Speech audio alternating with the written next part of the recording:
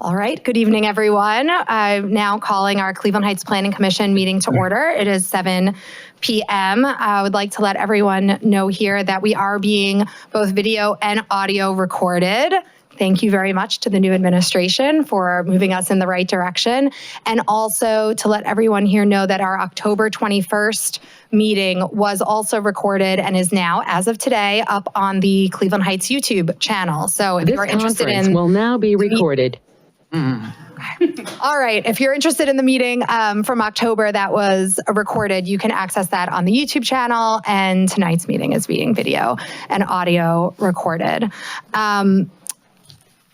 We are going to first note that all the commissioners are present, and we have 2 sets of minutes that we were sent to review from September and October. Are there any changes to those? I had made 2 little notes, but I think they corrected it already. They were minor typos. Okay, Yeah. So we'll have those entered into the record with the typo. Yeah, they were made. Okay, thank you. So those minutes are entered into the record. Tonight, we have only one project on our agenda, project number 25-22, the Severance Town Center proposed zoning text amendments and zoning map change referral from City Council. At this time, I think because this is an actual project, will need everyone to be sworn in. So if you're at all intending or think you may at some point tonight want to speak or testify on this matter, please stand if you're able, and our Assistant Law Director will swear you in. All, can you please affirm that you will testify to the truth? Okay, thank you very much. I just want to open up with a little bit of the flow so we know what to expect, because we have lots of guests tonight. Thank you for coming. We are going to have a presentation from Ryan Porter from MPACT. He will kick us off. He's joining us virtually due to travel difficulties. Then we will turn to staff for their presentation. And then usually at that point during Planning Commission meetings, we go back to the commission and the commission works with staff and the applicant. But today, in order to get everybody's concerns and comments in before we start potentially editing or considering changes to what was proposed, we're going to have public comment immediately following the staff presentation. And then for public comment, just a quick note there, unfortunately, it's not iterative. So you won't have a chance to go back and forth either with the applicant or staff. But what we will do is take all of any questions or comments or concerns that come up, and we will make sure to address them when it comes back to us. Famously, this commission does not have a time limit on speaking, but we will ask that you keep things concise. And I'm going to try to have people to have a more or less equal time at the podium. And I reserve the right to interrupt and tell you that you have to wrap up. So keep that in mind as you consider what you'll share with us tonight. And with that, I want to, well, let me just ask staff if they have any other notes. Just one thing I wanted to introduce you to, this strange person sitting next to me who might say, who is that? This is Todd Hunt, who is outside counsel, works for Retzel. And if you just want to give a brief background of who you are and what you're doing here. Oh, okay. Yes, I'm Bill Hanna's law partner, your law director's law partner. I've been practicing for over 40 years and doing land use. And I was an assistant law director here for 17 years, did all the planning and zoning work. I worked with Mr. Horowitz, worked with Mr. Brown through Cleveland on various things. I've reviewed the proposed ordinance and made some comments to staff. And I'm here to answer any questions that you might have with respect to legal issues, although I've been a planner myself in my distant past. Well, if Commissioners Horowitz and Brown vouch for you, then you're allowed to stay. So we will certainly welcome. Here last week. Well, thank you so much. We're glad you're here. Anything else that before we get started? Okay. Ryan, welcome. Thank you.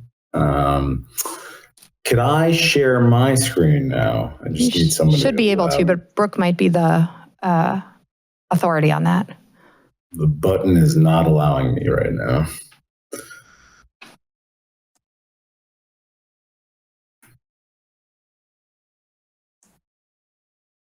All right. Ryan, while you figure that out, I was remiss in not acknowledging, which we usually do, that we have some council members here.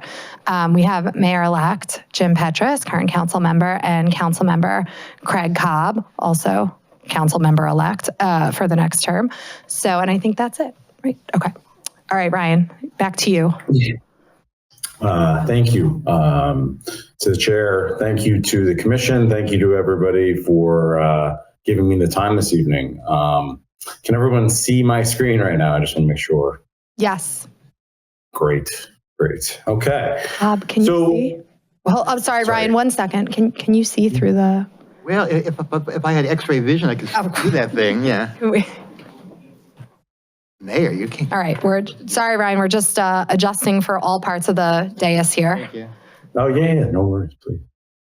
I knew I voted for you for some reason. All right, we're good to go. Great. So I have a lot of information to run you through tonight. I appreciate everybody's willingness to work through all this info with me this evening. I'm excited to hear everybody's thoughts and work collaboratively. I just want to say, in regard to public comments, and public participation, I am very available. So anybody wants in the public, either there in person or online, if they want to contact me, I'm available to do Zooms or meet or have phone calls. So, that if you don't have time tonight, please make sure that you make time with me if you're willing to. Okay, so just I want to start off by just reminding everybody kind of where we've been. The first big step in our process was to finish our recommended action plan. That was completed in January of this year. We did some concept planning around the site, which we finished around July, but in April, we really started working in earnest on some zoning concepts, which led us to where we are today. And the big next steps are trying to get the zoning code in place and then working on kind of tax abatement structures, hopefully early next year, for the overall site and the long-term development of the site with the city and the school district. And then the ultimate goal is obviously to be in the ground by the end of 2026. So just kind of like, I know you probably can't read this on the screen. I tried to make it formatted as best as possible, but I just want to make sure everybody knows like the process we've been going through generally to work on this zoning code. We started in kind of April, like I said, looking at uses and, thinking about the concepts that we're trying to implement here, doing some analysis on build out and impacts, looking at what the zoning map could look like, doing some presentations to the community on like where we were then. Then we set up the chapter structure of the code. We started drafting what the regulating plan and development standards are going to look like. We did a council presentation around August about where we were at the time. Then we started drafting the zoning text in earnest in August. We did some presentations around that time to some stakeholders in the community. Then we continued to refine the zoning. We compiled the full proposal. We did some ARB work. We did the planning, the transportation committee, which I don't even think is in here actually. A couple council updates, and all that's bringing to the point where we submitted officially around October 20, I think it was actually 27th or something like that. And the council accepted it on November 3rd, and that brings us to today, the November 12th Planning Commission meeting. And, we're hoping to try to get this thing done by the end of the year, and we can talk more about process, when I get through the balance of this presentation. Just a recap of kind of meetings we've had, over the kind of year and a half period. We've had about 70 larger kind of meetings or more scheduled type meetings. I've had dozens of other one-on-ones with community members and city staff and property owners and all sorts of things that I couldn't even begin to list. We submitted as part of the zoning petition a list of a bunch of these meetings, but it was kind of split up in 3 meeting types: community and public engagement meetings, everything from working with kind of Future Heights to the Noble Road, Noble Neighbors meeting, crowdsourcing meeting that we had, all the commissions and the boards, then city agencies in coordination with all the different agencies, whether it be the county or RTA or large stakeholders like, Metro Health. We had all these, types of input and meetings with them about this process and what we're trying to accomplish on the site. Stakeholder meetings, SAG, developer meetings, other developers that we've talked to about coming, working, and investing in this site. Schools, building heights, all these different things. Council leadership, obviously, multiple meetings with councilors. So we went through a long process of meeting people throughout this. So the basis of what we're trying to accomplish here is we're trying to put in place a optional overlay form-based zoning code. So I've kind of explained this to you folks in the past, but again, just to kind of reiterate, this form-based zoning, unlike traditional Euclidean zoning, is really focused on the physical form and public spaces and creating these walkable environments. So how does the building address the street? How do the streets developed? How are the sidewalks developed? How high the building can go? All these types of physical forms that we like to regulate very specifically in our form-based zoning code to create these great walkable places. But the uses that go in each one of these buildings that'll get built over time are very flexible, right? So there's a list of uses that you can go with. And maybe you mix, retail with office. Maybe you're mixing retail with residential. Maybe you're mixing retail with education, right? Or maybe you're mixing office with education. So where they go and how they go is very flexible, but the form of the building that they go in is very regulated. So it's very different than traditional zoning, which is usually more based on less mixes of uses. Residential's here and retail maybe here. And, more focused on kind of setbacks and density regulations and requirements. So form-based zoning is a little bit different, and it, provides these kind of predictable outcomes and promotes mixed use and walkability. And I think a lot of communities across the country are moving towards form-based zoning. So I really want to kind of emphasize this slide.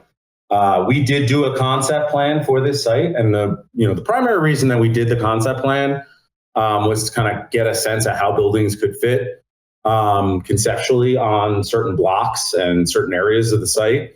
But this was just a concept. This is 100% not going to be what's going to be built, right? We know that it's going to be something different than this. I've had a lot of conversations, for example, with the SAG folks about their concept. And, it's clear to me that, our concept's not exactly what's going to be built. Their concept's probably not exactly what's going to be built. It's going to be something in between that that'll get built over time. But the zoning code really regulates how those buildings get built. The concept was more of a kind of a starting point for us. And it's also going to allow us to understand kind of phasing and infrastructure requirements and things that are more bulk in nature. But it is definitely not what we're proposing is going to be built, to be clear. And on the right-hand side of your screen, on the screen, is our district standards map, which I'm going to get really into. And this is a kind of zoning regulating map, which dictates what can happen where on the site over time for people who use the zoning, who opt into the zoning code. So I really kind of just wanted to just differentiate for everybody, because I think people get a little confused at times, understandably, that, the concept we came up with is what we're going to build. That's not really what is going to get built, right? What is going to get built are buildings that people want to invest in, that are within the uses that are allowed and in the form that's allowed by the code. Okay, so, maybe an office building ends up being the first building built because office is hot. Maybe it's hospitality, maybe it's residential, maybe it's mixed use, right? But the way those buildings get built and how they get built and how the sidewalk is built and how tall they can be and what they have to look like, those are the things we're regulating in our zoning code. So district standards kind of in a little bit more detail. This is kind of the regulating plan or the district standards map. So if someone opts into the zoning code, then they would be in a designated block, right? So you can see kind of on the upper left-hand corner of this map is what we call block 1, and then working all the way down to block 40 in the lower right-hand corner. So each block, as it's designated in this district standards map for people who opt into the zoning code for development, has different rules around it, right? You can see some of the blocks like block 8 around Severn Circle has a red boundary on the Severn Circle road, right? That red boundary, for example, designates a required area for ground floor retail or office space, right? Whereas some of the areas where there's black along the road frontage, that doesn't necessarily require retail, but it requires a certain amount of glazing or windows on the first floor and certain amount of entries to create that kind of walkable feeling that connects the building interior to the sidewalk exterior, right? So this regulating plan is kind of really like where someone would go if they're developing to say, okay, this is where I fall. These are the start of how I learn the rules around what I can develop here and how. You'll notice that there are kind of different shades of this purple color. The darkest purple color, which sits in the center kind of spine of the site, going from the northwest corner to the southeast corner where it says Burger Boulevard. That darker color is what we call our SO1 district. And the SO1 district allows different densities and heights than the next lighter color, or the SO2 district, which also allows different heights and densities than the even lighter color, the SO3 district, which you can see kind of borders the eastern and southern borders of the site, right? So, each of these districts has different rules around them. Each street has different rules around them. Each block has different rules around them. And that's how we kind of create this zoning. And I just want to reiterate that this is an optional overlay zone. So if you own a piece of property within this red boundary, which is where the zoning boundary exists, then you can either stick with the zoning that exists today, which is an S1 zoning in most cases. The lower right-hand corner where kind of Milliken is really more of a residential R zoning. But other than that area, most of this is the S1 zone as it exists today in your zoning code. So you can stick with your zoning code. You can stick with the S1. Or you can opt into using Chapter 1149, which is our proposed new code. And what comes with our proposed new code, the option to get involved in that, is all these rules as to how and what can be developed and what it should look like and feel like, what the road has to look like, the sidewalks and the buildings, and what uses are allowed. And all those kind of regulations go with the benefit of being able to have kind of this predictability, this flexibility around what uses can go where at what time, and kind of this expedited approval process to encourage investment into the property, right? Eventually, this will all get tied in once it's adopted, hopefully, if it's adopted. It'll all get tied into a larger tax abatement type program. We're going to try to work on putting together what's called a New Communities Authority Act, or an NCA board that governs the site. It has bonding capacity. So there's all sorts of the other steps that have to get taken even after this zoning is hopefully adopted for us to actually get the projects to be implementable. But this is our regulating plan, or our district standards map, that really kind of shows what can happen where as a reference. I talked a little bit about public frontage. Again, form-based zoning is all about kind of how we create place. So everything is regulated from the face of curb in. So you'll see on this diagram on the left-hand side, you see a traveled way. So that would be an example of a street. Maybe that's a parallel parked car right there. Every street has different types that it has to require to be, and I'll get into that shortly. But from the face of the curb to the street wall or the building face, there's all sorts of regulations that we have, right? We have a public frontage area. Within that public frontage area, there's things like a furnishing zone, which you put kind of lights or benches, or you have to put lights or benches or trees. There's kind of this transition zone. There's the pedestrian zone where you have to have clear walkway. And then you get to what's called the build to line. And between the build to line, which is designated for every block and every area. And the face of the street wall or the base of the building, you have the private frontage zone, which allows for things like outdoor dining and signage, or, you know, like an A-frame sign or things like that, that can go into the private frontage area. So this is just one example of one area that's regulated, and all the different streets and areas and blocks are regulated in different ways. The different types of buildings are regulated in different ways, but this is kind of an example of how we really regulate how place is created, okay?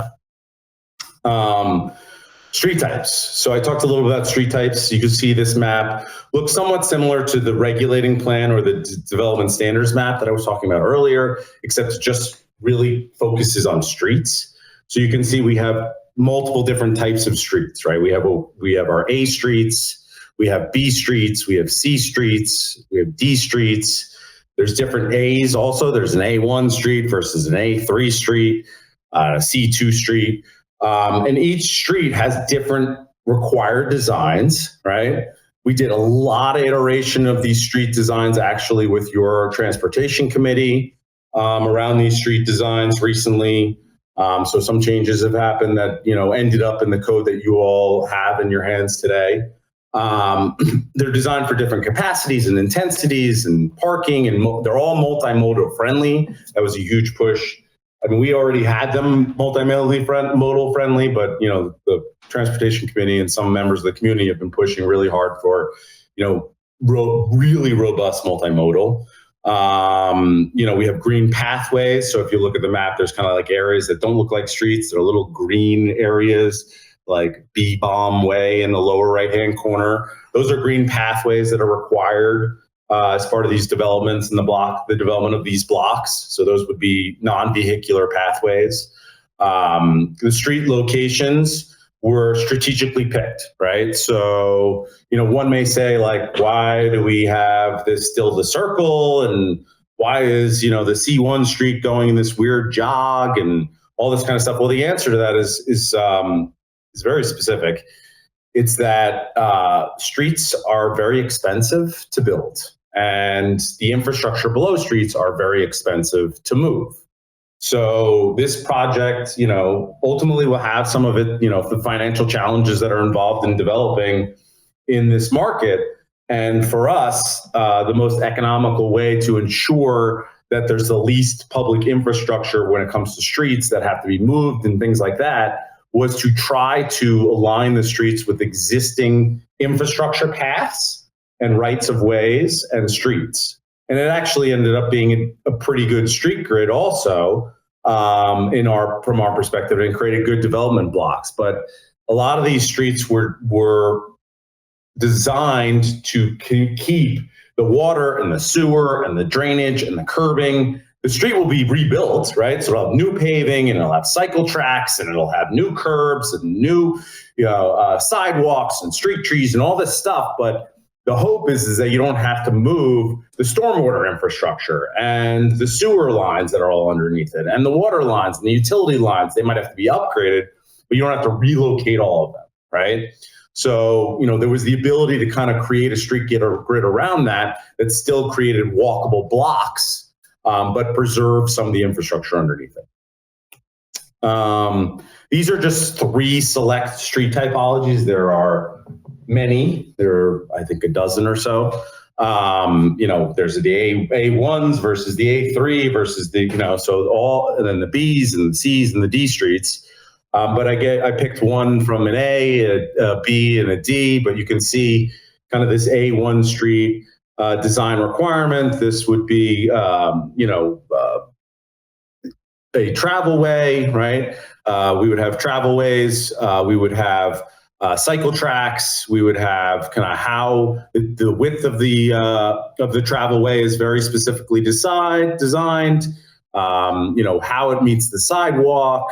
All these things are very regulated within each one of the street typologies. And you'll see kind of a different look in the B1 street, right? The B1 street looks at kind of an angled parking scenario, a shared way. It's a much lower volume road, right? So we expect the cars to be going a lot slower. We expect the cars to go slow everywhere, but one might be 20 miles an hour and one might be 10, right? So we expect the cars to go a lot slower. In the B1 street, we have angled parking, and we have kind of this shared condition with biking and vehicular traffic versus the cycle track on the streets that are going to be higher volume and higher speeds. And then you can see, like, even more unique is like the D4 street. This is like a connectivity street that's an existing right of way that actually connects to the adjacent neighborhood, a single family neighborhood next to Severance, right? It's an existing right of way. Right now it looks like a pedestrian path. So, we consider this what we call our D4 street, which is limited access, and that's really pedestrian and bike focused also, only. So, each one of these streets has a very different design to it. And we spent a lot of time working on these, not only with the commission, but Transportation Commission, but obviously with staff prior to that. And staff actually had outside consultants, traffic and transportation consultants involved in this process. Civic space requirements. So, looks like I have a typo here, sorry. So the way we handle civic space is we require that every development provide 10% of their site area for dedicated civic space. We have many different civic space options, whether it be plazas, greens, courtyards, piazzas. Those civic spaces have to be publicly accessible for minimum of 16 hours per day. They have to be designed on the ground level. They can have, active or passive uses within them. They're required to be maintained by the private owner or by the city if they're dedicated to the city. That's more of kind of a legal dedication process that happens at the time that civic space is developed. And, at the end of the day, if you had a 40,000 square foot site, you'd have to provide a 4,000 square foot civic space. But we give the ability for applicants to actually get credits or reductions to that and buy out of portions of that, but they can't buy out of 100%, right? So, you can get up to a 25% reduction to your civic space requirement for providing private open space. So if you were developing an office building and you built a great private courtyard for your employees, you could get a reduction as long as the courtyard you provide is equivalent to the 25% you were supposed to provide publicly or more. You can get a maximum of a 25% reduction to your requirement. And the concept there is that because you've provided this courtyard for your employees, you're reducing the demand on public civic space to some extent, obviously, by providing that private area, right? We also have kind of a fee in lieu of option where you can buy out of half of that requirement. And the concept here is that you can pay this per square foot amount. This is kind of a blended number that we came up with based upon, average numbers of hardscape and softscape costs in the Cleveland market. And you can buy out a half of your requirement. So again, if you were doing a 40,000 square foot site, you could buy out a half of your 4,000 square feet by paying $2,000. $35 times 2,000 square feet for that. And that money gets put into a fund with the city so that over time money can get collected and aggregated to fund larger civic and public space efforts on the site, right? So it's a mechanism where people can reduce it, but then pay for larger spaces over time. And we did a lot of research and a lot of work around why these spaces and these numbers and that percentage works. Spreadsheets and sensitivity analysis was done to work with that. Obviously, costs change over time. So, the zoning administrator and the development department and planning department have the ability to raise these fees annually by the CPI to make sure that they stick with inflation. Okay, permitted civic space types. These are just a couple, right? I gave some, these are some of the diagrams on the left-hand side: piazza, square, green. Some of these are, more hardscape. Some of these are more softscape. Some of them are a combination of the two. But yeah, these are just some of the listed civic space that are allowable to be developed as part of your civic space requirements that you don't buy out of, obviously. Development standards and frontages. I'm not going to get deep into the details of this because it's a very complicated chart. Although if you spend some time studying it, you'd definitely be able to digest it. But basically what this is doing is it's saying, okay, for street type A, right, in an area where there's a private frontage that has a storefront, as an example, the build to zone width has to be 5 feet, right? And the minimum frontage occupancy has to be 80%. And the glazing has to be, meaning the ground floor windows of that building have to be 75% glazing, right? So this regulates each block, as I had explained in the beginning of the presentation. It regulates each of these blocks, where they're located, what the requirements are for glazing, what the requirements are for the width of the sidewalk, what the requirements are for the pedestrian zones.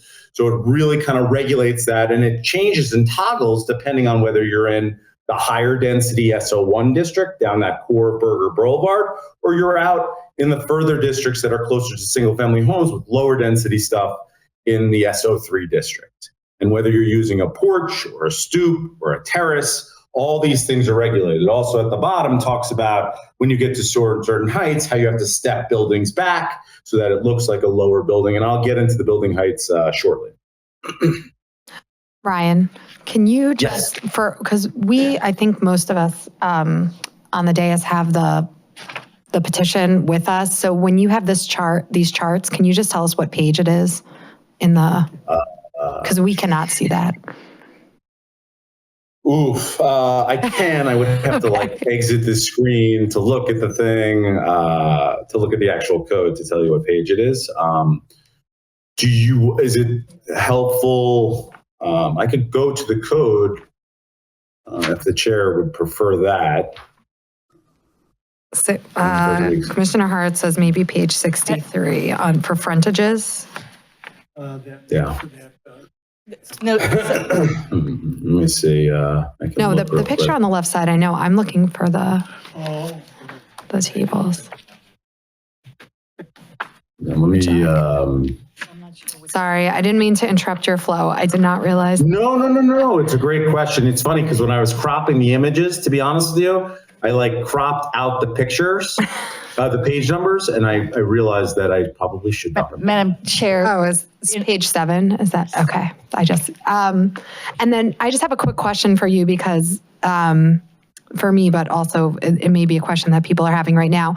You talked in the beginning about having the concept plan, and the concept plan not necessarily reflecting what will ultimately be built, but this map that you have up there right now corresponds, it has blocks, right, that correspond to some of these charts and the tables that we have. So can you just explain how the concept map and this map do or do not intersect?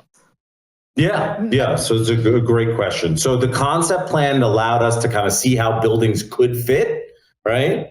And then between that and where we think the road should be because of that infrastructure conversation we had, right? Where are drive aisles, where are roads currently going through the mall area? Where is the infrastructure underneath those? Those two things combined helped us form the blocks, right? But just because I have a building in the concept plan built a certain way or designed a certain way, shape-wise, length-wise, whatever, on block 8, it doesn't have to be that way. It could be a completely different building, right? But it has to follow the rules of having the building up to the sidewalk on block 8. It might be a half of the length building. It might be a taller building. It might be a shorter building. It has to follow all these rules, but it doesn't mean that the buildings are going to be built that way. You follow me? Does that make sense? Well, I can't ask everybody, but let's continue. Okay, fair enough. So we were here on the kind of the frontage standards table and kind of what the requirements are for each one of these street typologies. So if you're on a street A type street, you have certain requirements. On a B type street, you're on certain requirements, all the way down to what are the requirements on a P, which is really just a pedestrian path?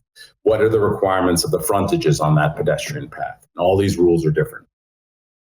Okay, get to the next slide. Okay, this is what we call our development standards for heights and parcel sizes.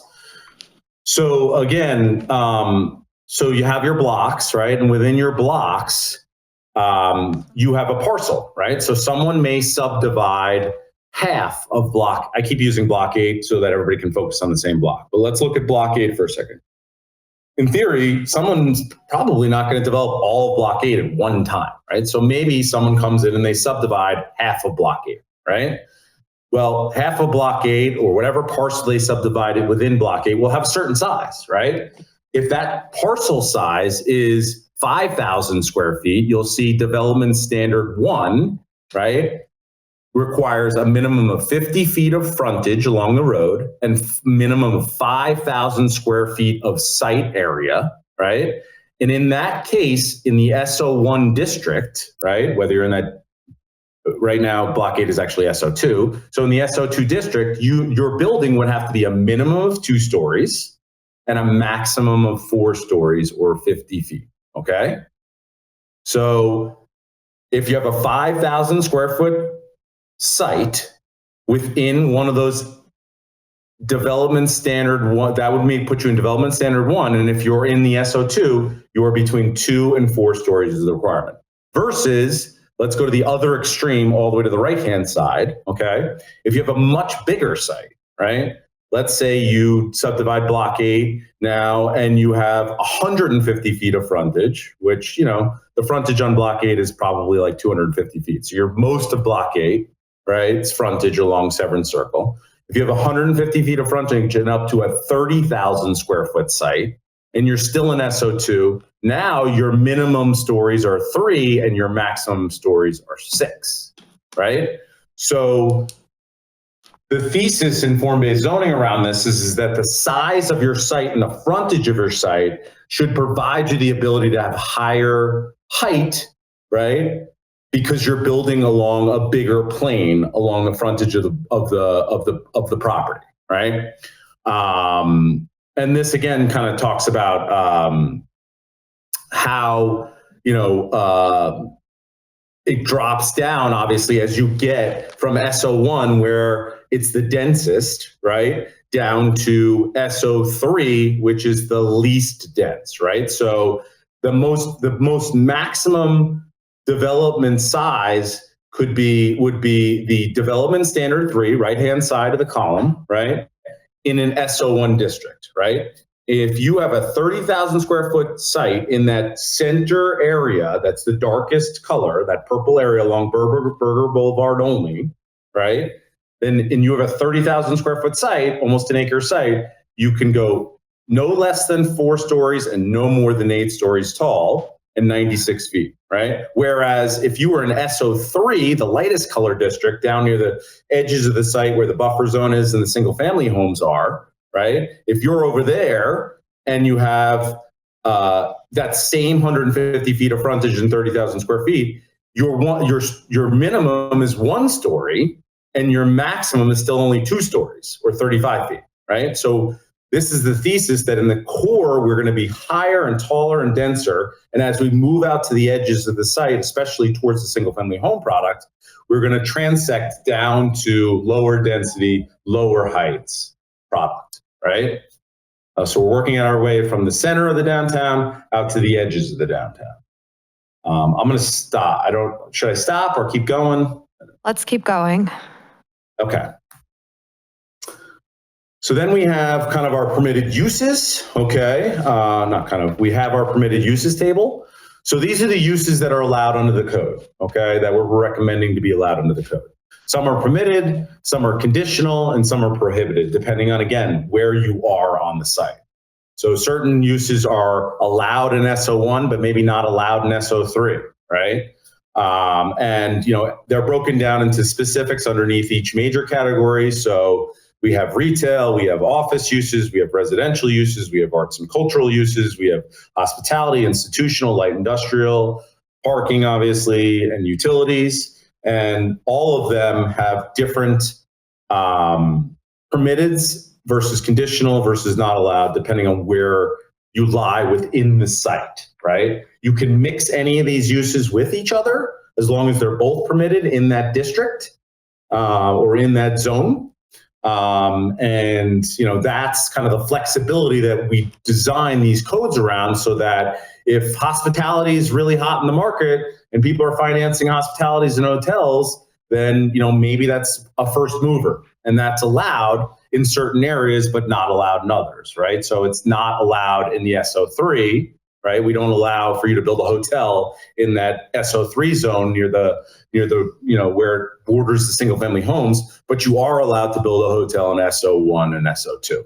Okay, but we do allow, as an example, if you looked under hospitality, an inn or a bed and breakfast in SO3 under a conditional use. So you could go to the applicant, could come to you at the planning board and to the zoning administrator and say, hey, I'm not trying to build a 4-story, 120 key hotel. I'm trying to build a 15-unit inn and bed and breakfast. So we think it's appropriate, and I'm going to stay within 2 stories, and I'm in the SO3 district. We'd like to do this, and that would be a conditional use permit that the city would have to decide whether they want to allow, as an example. All right, retail and office. So this is a lot of information. I'm going to try to boil it down, but I think I started talking a little bit about how in the district standards map, there are certain red boundaries, which I should have had this map up, but you can see in this map, there are places where, remember I said, where there's red on the edge, like Block 8 has red on the Severn Circle. And then there's places where there's black, like, Block 20 has black around there. So the areas that have red on them basically are required to have retail or office on the ground floor. And depending on what street type you're on, is the percentage of the frontage of your building that has to have retail, right? So if you are on an A street and you do a 100-foot long building, 40% of that, or 40 feet of that building, must be fronted by retail or office space. If you're on a B street, which is Burger Boulevard, which we're considering kind of the future Main Street, which is going to have a lot more density of retail space, we are requiring that 75% of your building frontage be retail space or office space. C streets are 40, and D streets, which are much more residential and less density in nature, are required to have 25%. And the areas in which those requirements apply are the areas on the regulating plan or the development standards map that have those red borders on them, okay? You have to wrap the corner for 20 feet if you're on a corner. And then the other thing is those black lines talk about frequent entrances and how often you have to have doorways entering and exiting your building so that there's kind of not this big blank wall, right? There's storefront glass, there's a doorway. Maybe you don't have to have a retail requirement, but your glazing requirement maybe allows you, if you're an office or residential building, to put your gym on the ground floor for your residents or employees. So that really kind of it has that commercial feel and connection to the sidewalk, but it's not necessarily a public retail space, right? So this is how we treat retail and office requirements throughout the site. And obviously there are much less in the SO3 district when you're in a much more residential area. So then we have our program threshold. So this is a big one. So if the zoning code were to get passed, we're recommending the total amount of each use that can get developed on this site under this code over time. Okay, so this doesn't mean that these numbers will get built. This means that this is the max that can get built on these sites over time. So over time, we are recommending there's no more than 2,500 units, no more than 175,000 square feet of retail, restaurant, and entertainment space, no more than 85,000 square feet of office, no more than 250 hotel rooms, no more than 50,000 square feet of arts and cultural space, no more than 75,000 square feet of institutional, civic, and educational space, and no more than 50,000 square feet of light industrial and artisan production space. So we cap these amounts over time such that if someone were to try to pierce that number, they would have to come back to the city for permission to do that. right?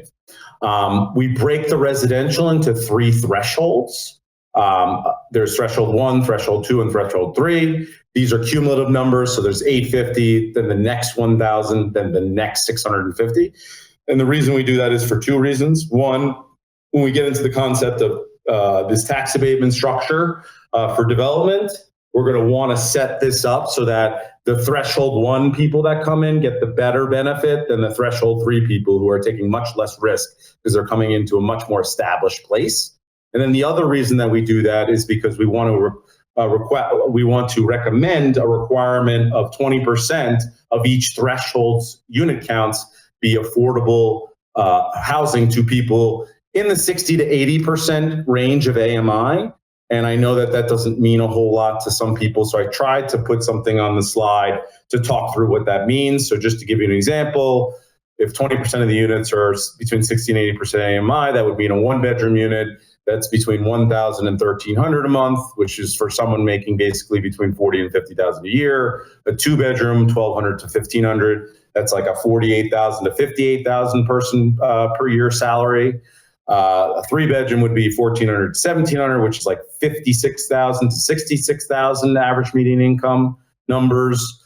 These are all estimates, to be clear. And then for sale product, if you did an affordable for sale, that would be kind of buying a for sale product for somewhere in the range of $175,000 to $225,000, and that is in comparison to the market rate numbers, which could be anywhere from a average unit of $2,000 to $2,700 a month, depending on the size. If you average them at around 800 to 900 square feet. So obviously, we're talking about people who have different income ranges, but we're talking about people who make, somewhere between $40,000 a year and the unlimited amount that they could make in, renting or buying a market rate apartment, condo, or townhome or cottage court or whatever typology is built, because we have many different allowable typologies. Remember, in SO3, you can build a 1-story residential building, right? So that could be a cottage court home, a single family type home.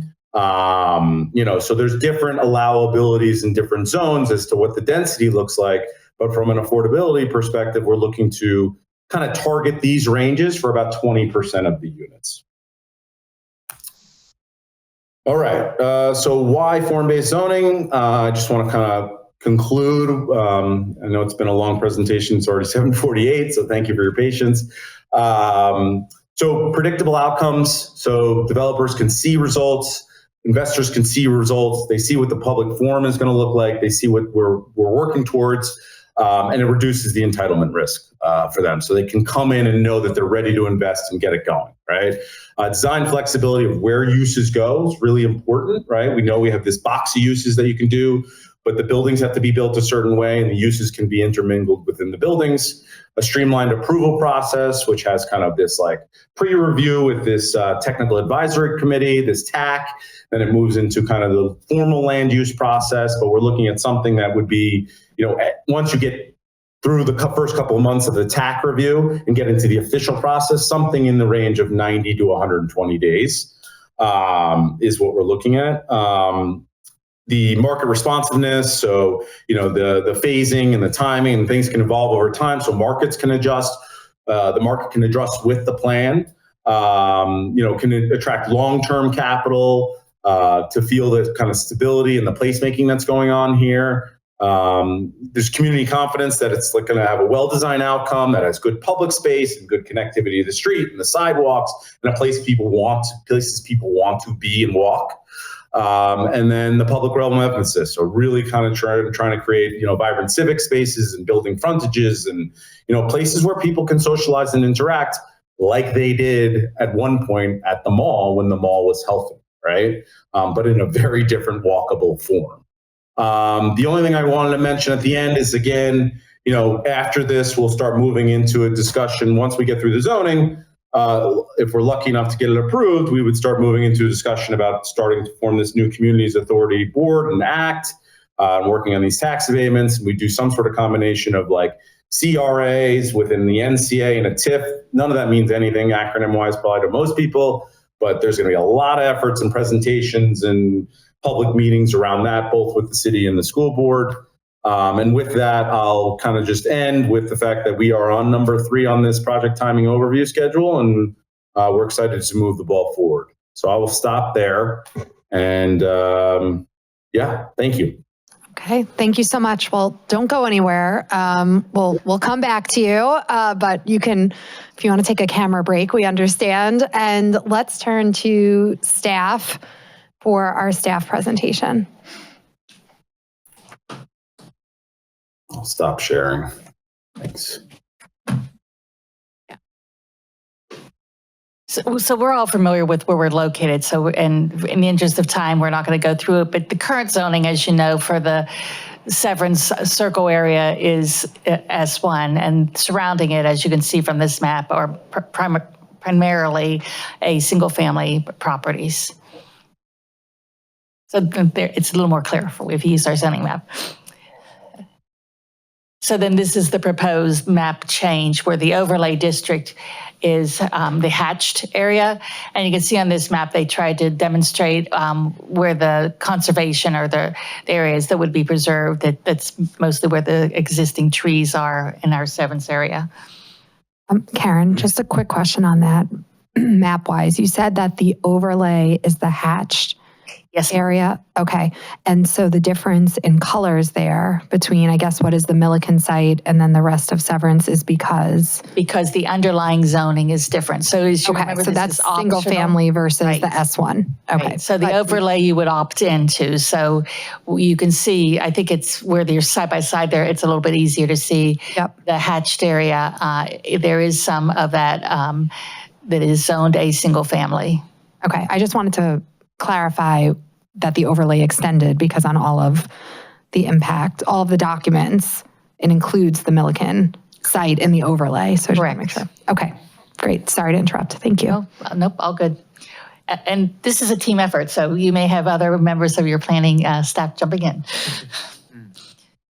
So we wanted to first just review again with you the zoning map amendment and the zoning amendment process with you and for the public, just as a reminder. So we know that it was introduced by council on November 3rd and referred to Planning Commission. That's what this meeting tonight is on November 12th. And it does allow for public comment. Planning Commission, there will then, sorry, let me just follow what I have on the screen. There is a joint meeting of the Committee of the Whole and Council's Planning and Development Committee on November 17th. That is not required by code, but it's an opportunity for our council to hear directly from MPACT about the zoning and for them to get their answers, their questions answered directly by him.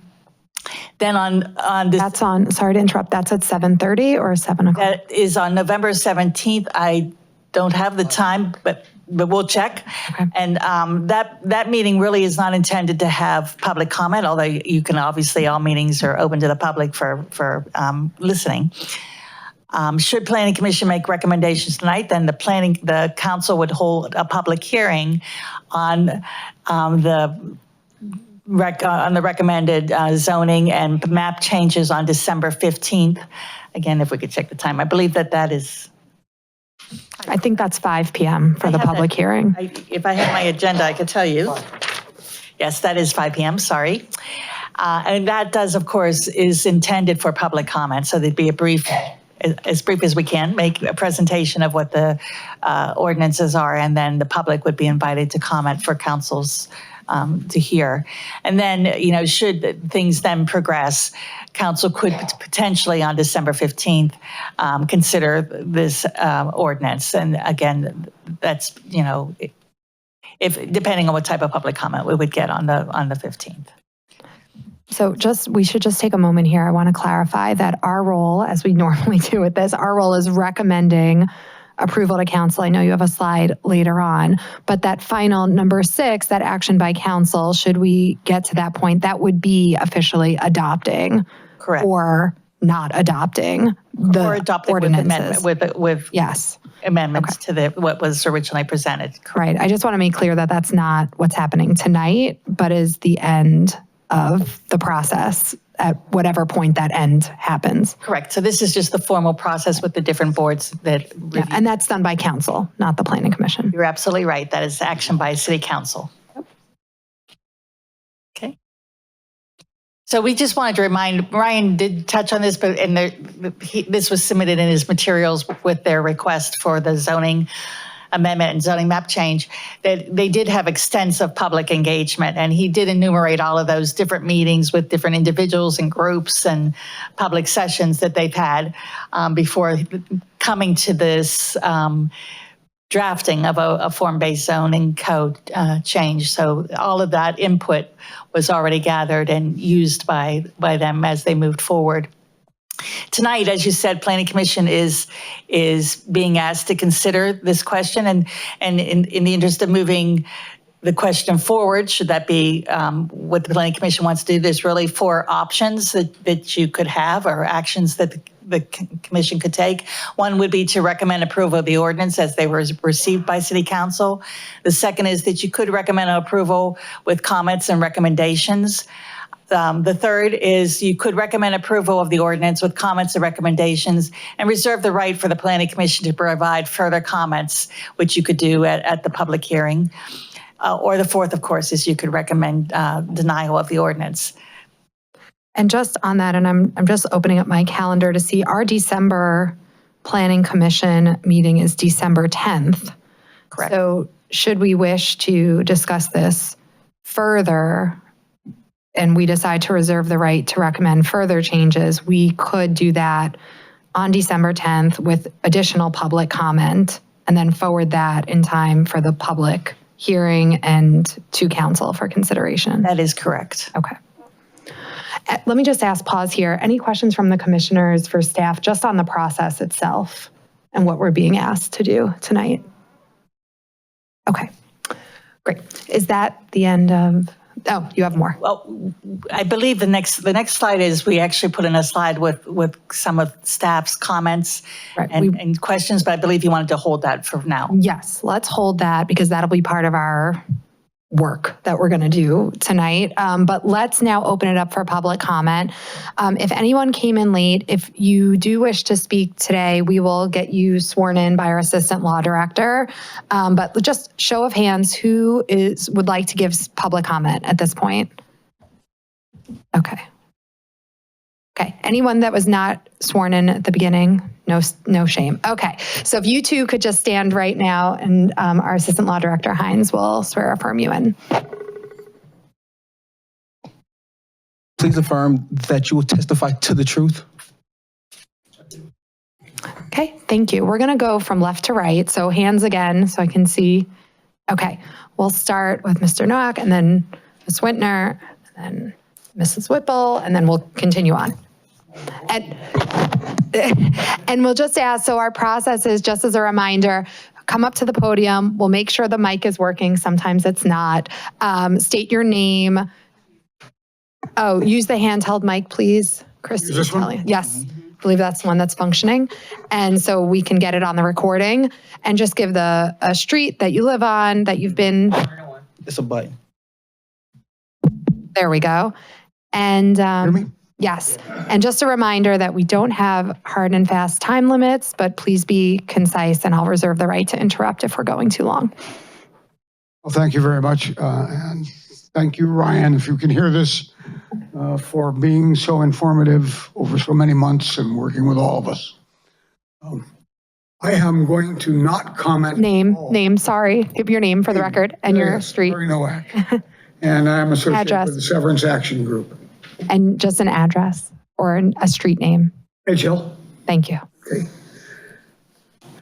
I am not going to comment on the possible efficacy of what Ryan has proposed. I'm going to comment kind of indirectly on the process. And I have a few points that I want to make that I think are important for you to keep in the back of your minds as you go through what you're being asked to go through tonight. And by the way, you're being asked to go through 52 pages of it in a very short time frame. Although it is my general impression that form-based zoning is a good concept for severance, I am not competent to judge whether or not this particular form of form-based zoning, which has been put in front of us, is the right one for severance. I will defer to you and the other people around the table for that judgment. I'm a businessman. I don't know anything about urban planning. I know very little about zoning, but I've built a lot of buildings by calling people up and saying, I need a new plant, okay? And so I've been involved in that process in that sense. I am not a zoning expert, as I've said, but nonetheless, I have some concerns. And my concerns are largely shared, I think, by all the members of the Severance Action Group. And I think most of you know most of the members of the Action Group, so I'm not going to spend a lot of time on that tonight, but it's a pretty neat group of people. And we've been working together now for over 4 years when we started this thing in 2021. Okay, so here are some thoughts that I think you need to consider. I don't believe that you should be doing this before the new council and mayor have been seated. And my reasoning for that is just almost kind of emotional or instinctive from having run a lot of businesses. And that is the people who get sworn in January 1st are the people who are going to be held accountable for and have to make happen whatever it is that gets done at Severance. Okay? Severance is the largest single development opportunity in Cleveland Heights. It's probably close to being the largest one on the Near East Side. And it is, SAG believes, that the transformation of Severance is in fact an existential challenge in the long run for the city of Cleveland Heights, because we've got 75 acres sitting in the middle of our city, literally, okay? And what we make of it is going to define what this city will be. The city government taking office in January will constitute the government which will facilitate the rebirth of Severance. That's the point I made a moment ago. And I think they should be the deciders.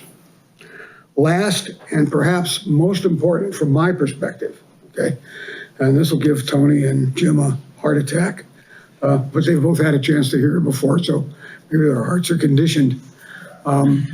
We came to the conclusion about 3 years ago that the only way we could make what we dream of happening for Severance happen was if the city was the first buyer. Now, that's a huge bite. Okay? NAMDAR has been asking for 4 years, as long as I've been involved with this thing, $30 million for the property. We think, but we do not know, that it can be acquired for substantially less than that if you're offering cash. What we don't know is whether or not the city can afford it and wants to afford it. And the first thing we have to do is get a decent set of financials, which Jim and Tony and everybody else in the city council have been trying so hard to find out, are we bondable? And if we are, to what level? And if the answer is we can borrow up to $750, then we probably ought to stop this conversation about having the city be the first buyer. But I think there's a sense that we are more viable as a bondable entity than a lot of people believe. And if the city is the first buyer, it gets to set the rules for what happens there. Because you set the conditions for what the developer who is going to buy it from the city to actually develop it, for what that developer can do there. And by the way, it may be in a zoning just exactly like this, or maybe not.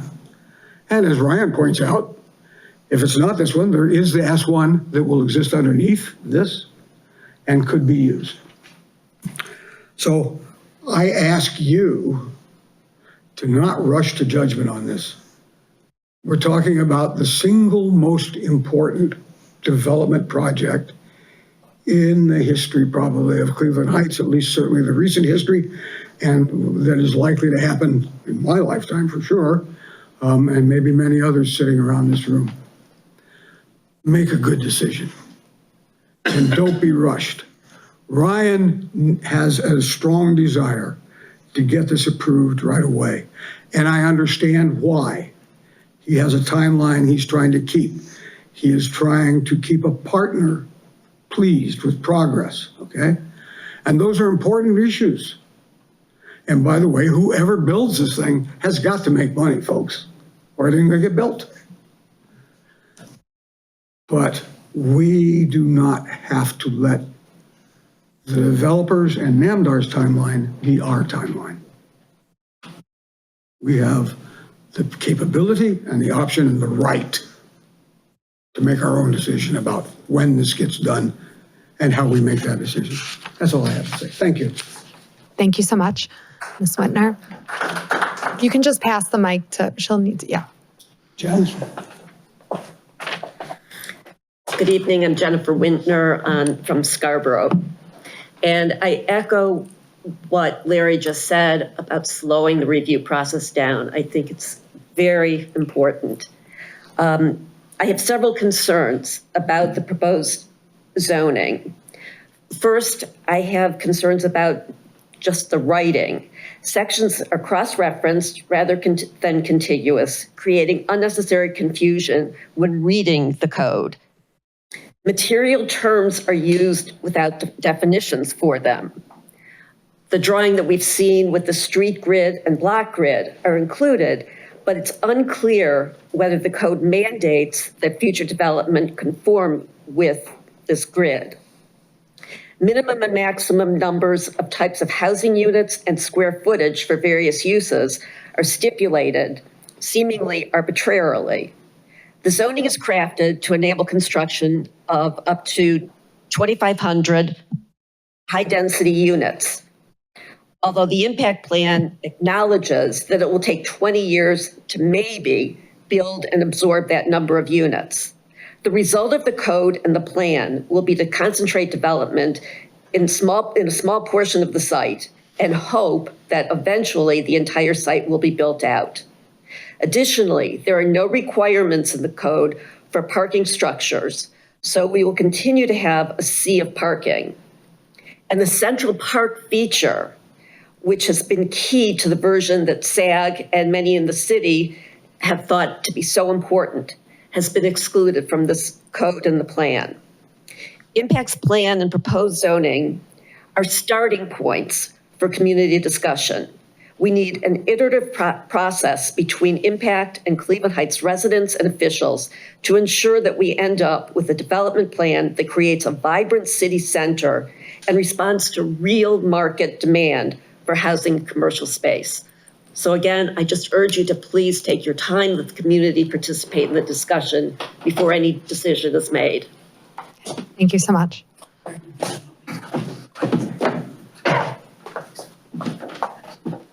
Okay. Good evening. My name is Paul Volpe. I live on Fairmont Boulevard. I'm an architect, an urban designer, and a developer. I have so much to say and so little time, and I'm not sure where to start. So I guess I'm just going to get into it. I sent all the Planning Commission members a synopsis of my comments that really deal with the plan and how, in my opinion, it is substandard. And in so many ways, it really starts with the notion of form-based zoning. I wasn't sure till maybe 2 weeks ago that it was going to get this far, that there was going to be zoning. I couldn't figure out why. Why do we need all this zoning now, all this detail now? It makes no sense. Form-based zoning, by virtue of its definition that Ryan read, starts with a vision plan. We don't have one. We have a concept, a so-called concept plan, and we have a formulaic configuration of infrastructure and blocks, and those are all nice things. But when one says, well, we can take this zoning and we can build our plan, we can build Paul and Zach's plan, we could build just about anybody's plan. As long as they meet the zoning, that's not form-based zoning. That's build anything you want, anytime you want. That's not what we want. That's not what we need. I mean, the simple truth is that this, as they said, is a once-in-a-lifetime opportunity for the city. We must have a vision. We must have great design. We must have phenomenal planning. This isn't it. I could talk to you for hours about why the plan is flawed, as I did with the Nobility Court project. It was flawed. We all knew it once we saw it, once we talked about it. It's being built now. It's going to be a really nice project. It didn't emanate from zoning. It came from creativity, interaction, engagement, sound thinking, neighborhood involvement. We talk about community involvement on this. You know, there were 3 or 4 crowdsourced meetings by Future Heights. I went to one. I couldn't take going to any more. To have people sit around a room and say, well, sit at tables and say, well, I would like this. I'd like a barbershop. I'd like a pizza parlor. I'd like a bowling alley. I'd like a movie theater. Wasn't it nice when we had a movie theater? That's not planning. That's not a foundation for the plan that we got. None of those things are in this. None of those things are stipulated. I can see no evidence of any public involvement or idealizing in this impact plan. I can't see it. All I can see is a determination to get as many apartment units on this property as is humanly possible on these blocks so that the value of the land can be appraised higher, and maybe, by the grace of God, something will get built. I don't believe it. I don't believe it's going to happen. And that's important. We have to get into that as a community. Our new leaders have to get into it. They're responsible for it.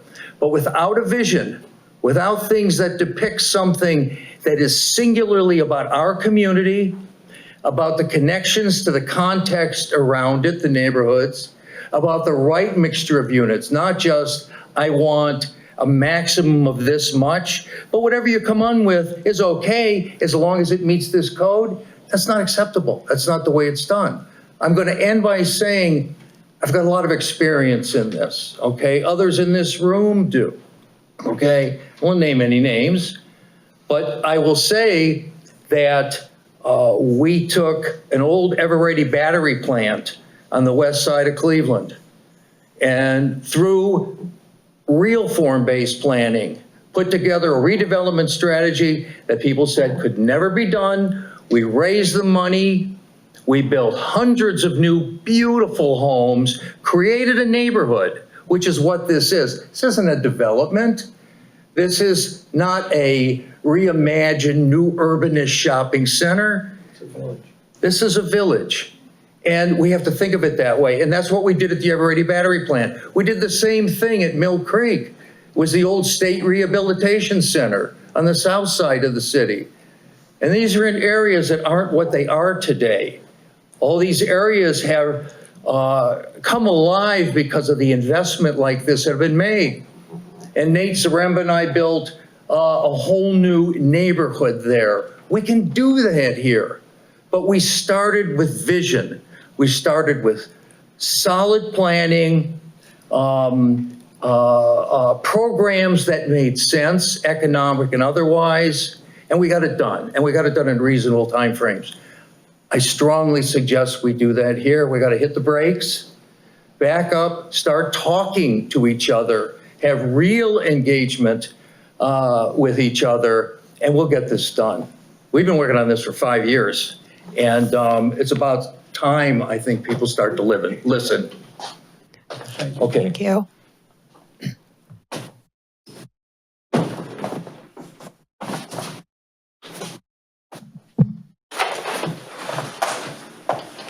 Hello, I'm Susan Tuck Whipple, 1518 South Taylor.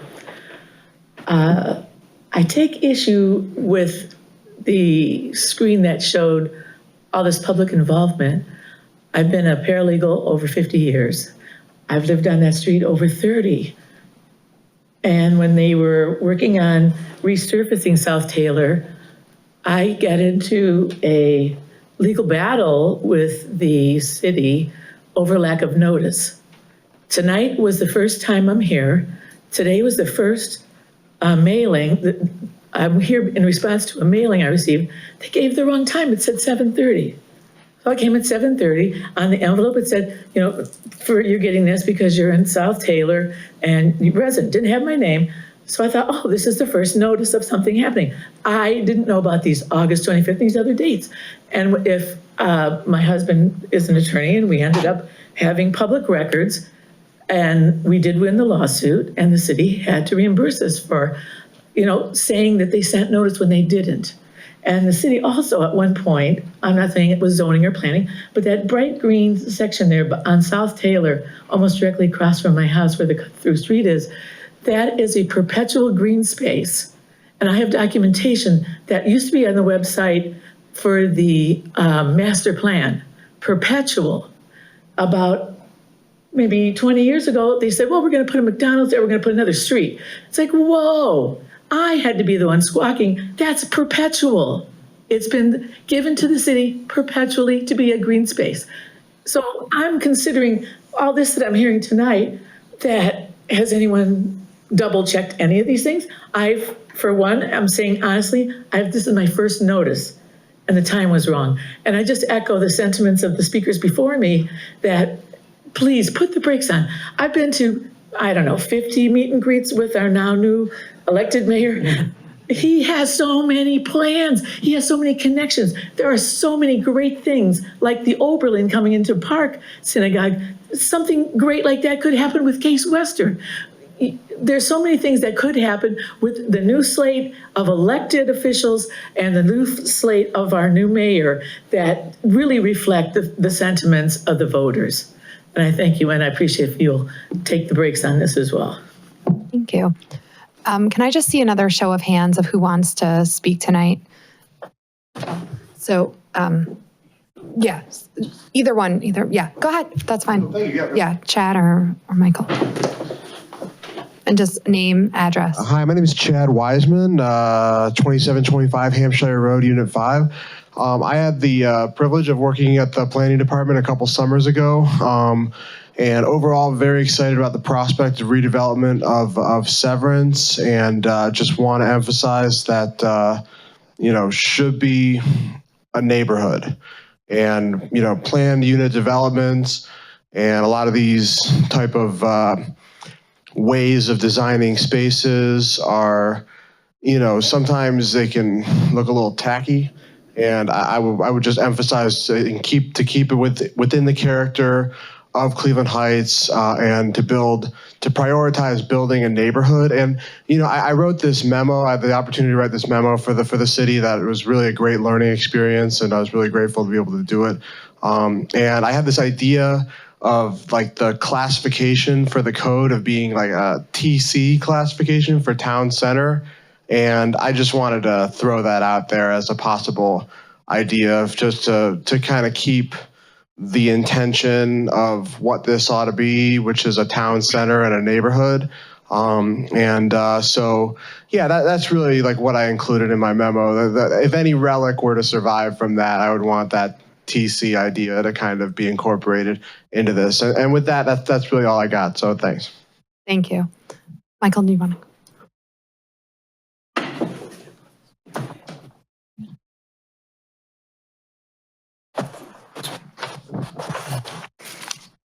So I actually think I might be a bit of a break from some of the previous commenters, that I actually am very excited about the form-based zoning.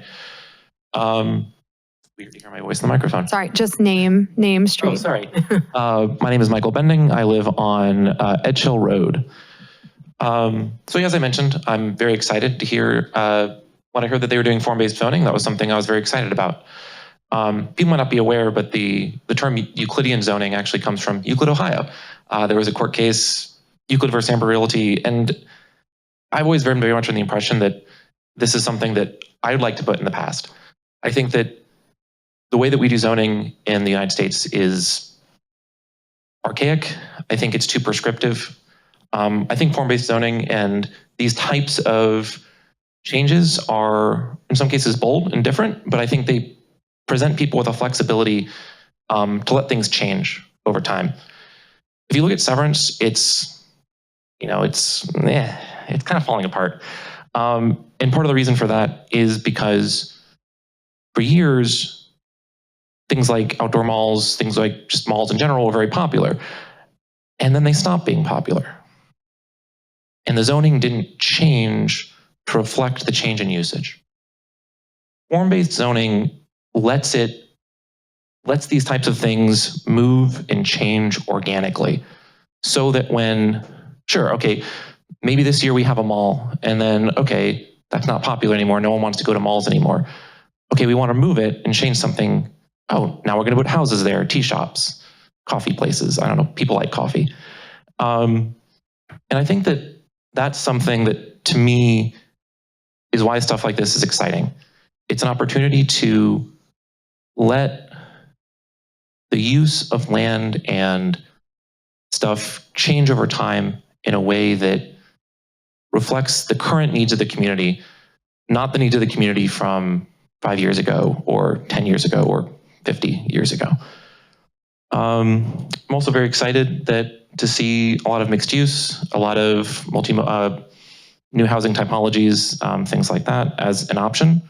Because I also think that one of the issues that sometimes happens is we're too prescriptive in what types of housing people are allowed to build. I think that allowing townhomes, single family, duplex, other types of, maybe not high rises, but like 3-level, 4-level buildings, allows new housing to be built with the needs of the community in a similar way to the needs of retail and things like that, as I was describing earlier. But yeah, I'm excited. I'd like to see what we can do here, and I recognize that some people have concerns, but I hope that people also know that there are people in this community that are excited to see what we can do. Okay. Thank you so much. Anyone else on this side of the room want to speak tonight? Okay, we're officially moving to this side. Yes, sir, go ahead. Michael will give you the... Let's see what the exact distance I have to hold it from my mouth for this to be reasonable. Good evening, folks. My name is Chris Brace. I live in the Cedar Fairmount district. I'm here tonight in strong support of the zoning code. Maybe not perfectly exactly as written, but form-based code generally excites me. The local history lesson about Euclidean zoning, I think, is important to remember because, I'm here partially because I love so deeply the neighborhood that I live in, a neighborhood that was notably built before any major aspect of our modern zoning code. The neighborhoods that we consider historic, that we consider meaningful, that we consider the hearts of our community here, were done without the benefit of Euclidean zoning, and many of them would not be possible under the zoning code as written today. I remember actually the recent or relatively recent adventure where we discovered that tiny homes were banned in Cleveland Heights after council members expressed interest in it. It was illegal. It was against our zoning code. These sorts of oversights, I think, permeate the existing code, and they're part of the reason why the only way to bring real investment into this community again at this scale is a form-based code. As far as the general other elements here, again, I think a lot of folks are concerned about plans. And I think they're right to say this isn't exactly a plan, or more accurately, it's not a vision.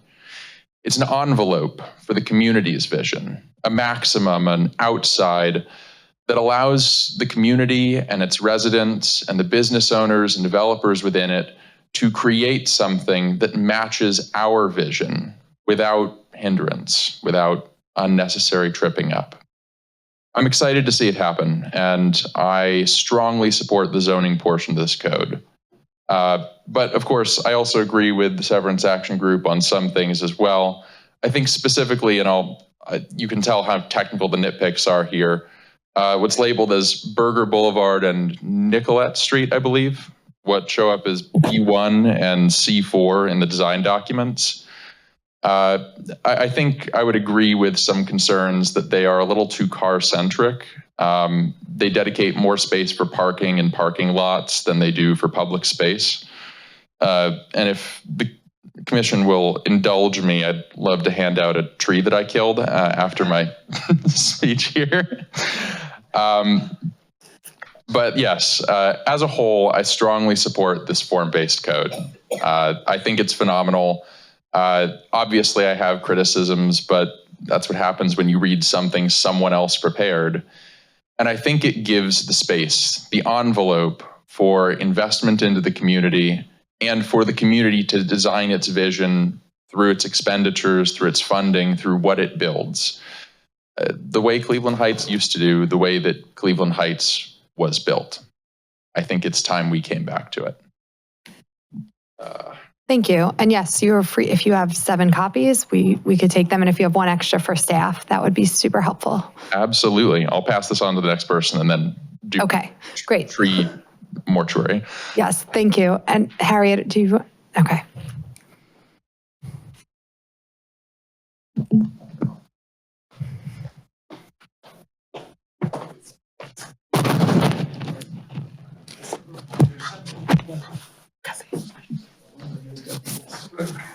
Thank you very much.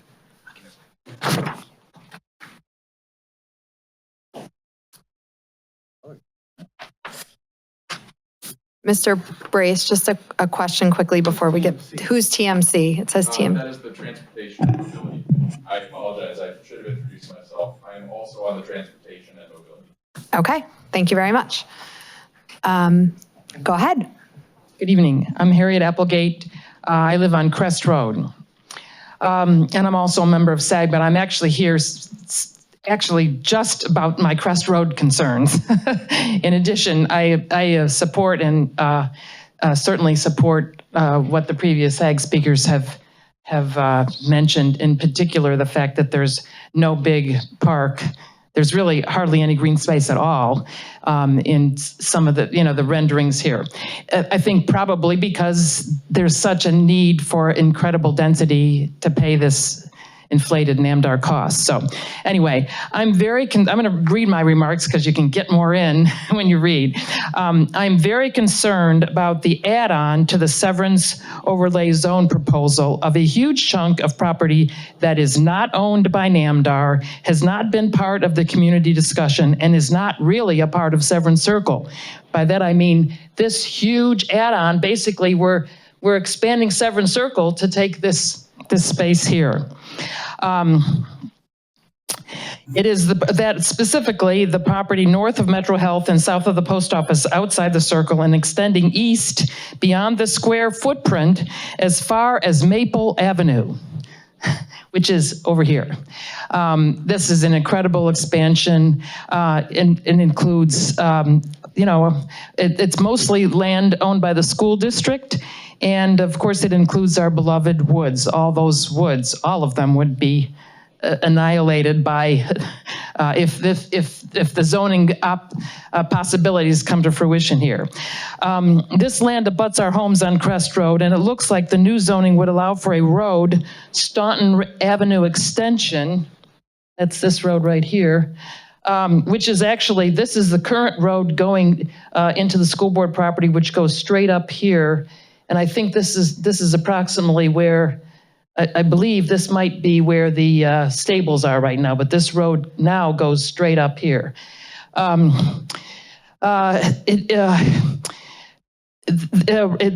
looks like the new zoning would allow for a road, the Staunton Road extension right on the buffer zone border behind our houses, as well as an entrance to Severance off Crest Road itself. These allowances in zoning constitute opportunities for developers and, if realized, would completely change, arguably destroy our neighborhood. And there's 2 folks from my street here tonight with me. I realize that zoning just allows for possibilities, but I fear that the construction of apartment buildings and homes is what now is the Woods and Spectrum and the big medical building would be perhaps more easily accomplished and therefore high on the agenda in order to make the numbers work for NAMDAR. I also realize that Ryan has been talking for the last year about the revitalization of Severance in multiple public meetings, but much of that aimed to get people involved, pique their interest, and was therefore aspirational. That is not the same as having a real proposal to study. For true analysis, we haven't had enough time to make that study. Please allow the citizens time to digest this proposal and what it means. It is extremely detailed and quite complicated, even for the experts, much less the citizens. I might add that many of us activists were involved in the election and so haven't been able to focus on Severance for the last few months. But that doesn't mean that we aren't deeply concerned about its future. Speaking of elections, it makes no sense to rush this proposed major change through before the new government is seated. Not only will the city have new leadership, but so will the Planning Commission. It is too detailed, too complicated, and there are too many questions to push this through under the current timeline. I appreciate the incredible amount of work that Ryan has put into this complicated and extremely detailed zoning overlay. I understand that Ryan is in a hurry because of deadlines imposed on him by NAMDAR. But it is worth noting that this is the same outfit that has bedeviled us for years by doing absolutely nothing to improve or even keep up this huge, historically cherished and important parcel of land. It would be tantamount to our city rewarding this completely unresponsive behemoth presiding over the deterioration of Ohio's first covered shopping mall, originally owned by abolitionists, for that very neglect. It makes no sense for us to rush at this point. We want to get this right. We owe it to the past, but more importantly to our future to get this right. Thank you. Thank you. Go ahead. Just grab the mic from Harriet.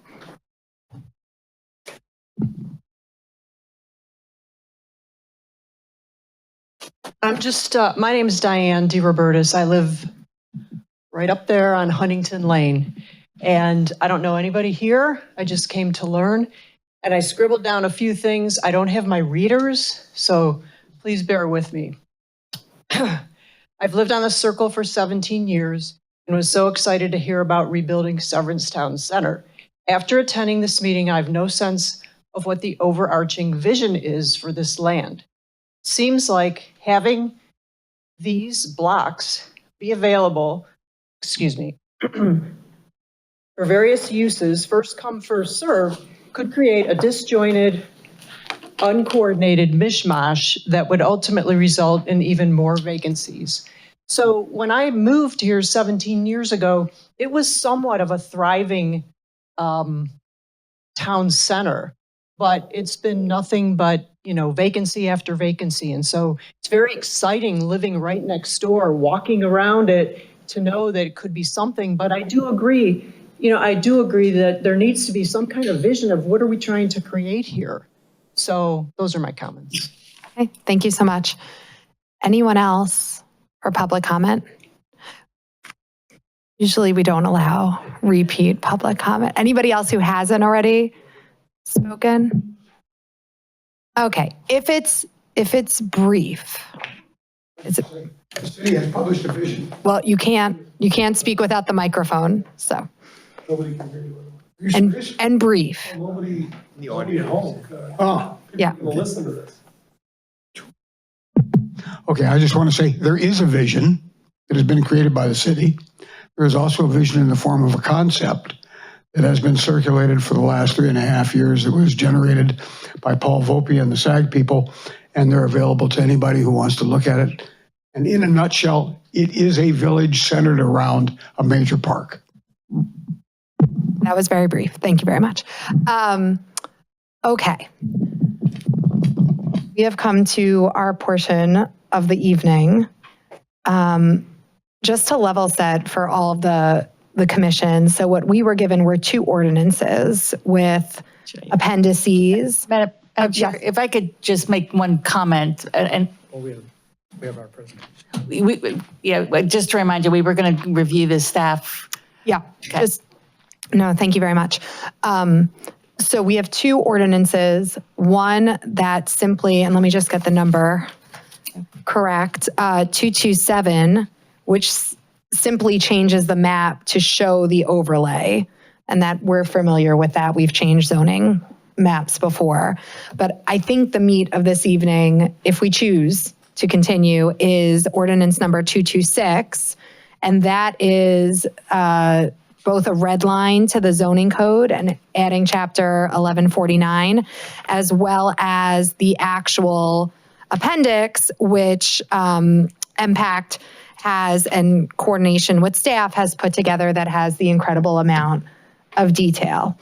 So just as a threshold question for the commission, I'm certainly prepared, and I think I would suggest that we do go through those sections of Appendix and Exhibit B in the packet, that ordinance number 226, and identify areas that we would like changed, taken out, added, et cetera.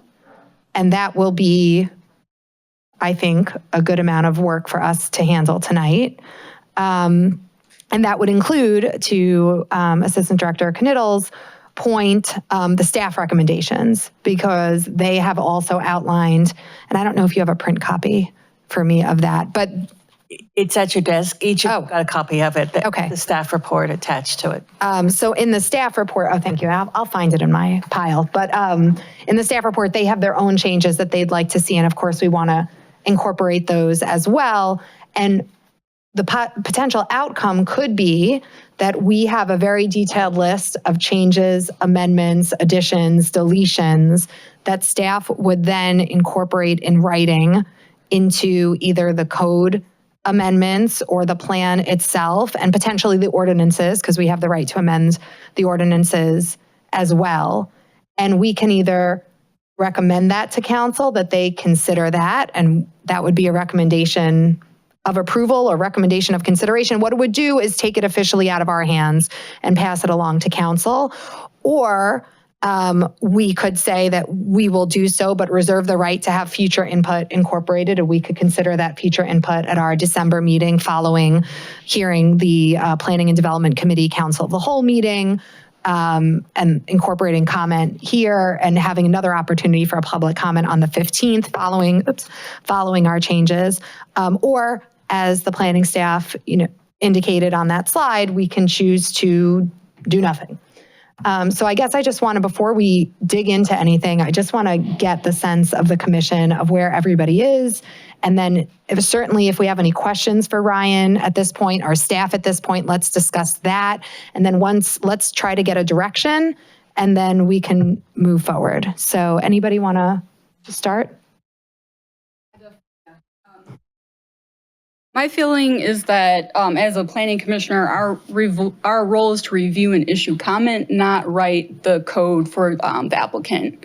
So my concern is if, based on the substantial comments provided by staff that have not been implemented into our current draft, based on the comments issued by the public, as well as outstanding questions that I have, I don't feel I'm prepared to make those revisions in a simple and concise manner that would be appropriate for my role. Okay, thank you. Anyone else? Just turn the mic. Is the mic on? No, it isn't. In the 55th year, you will get it. Yeah. When they say every morning that you wake up and you're looking down at the ground instead of up is a good day. That's right. Did they have mics when you started on council? Okay, now. Okay. Said with love. I did have just a number of questions. I'm not going to go through all of them right now.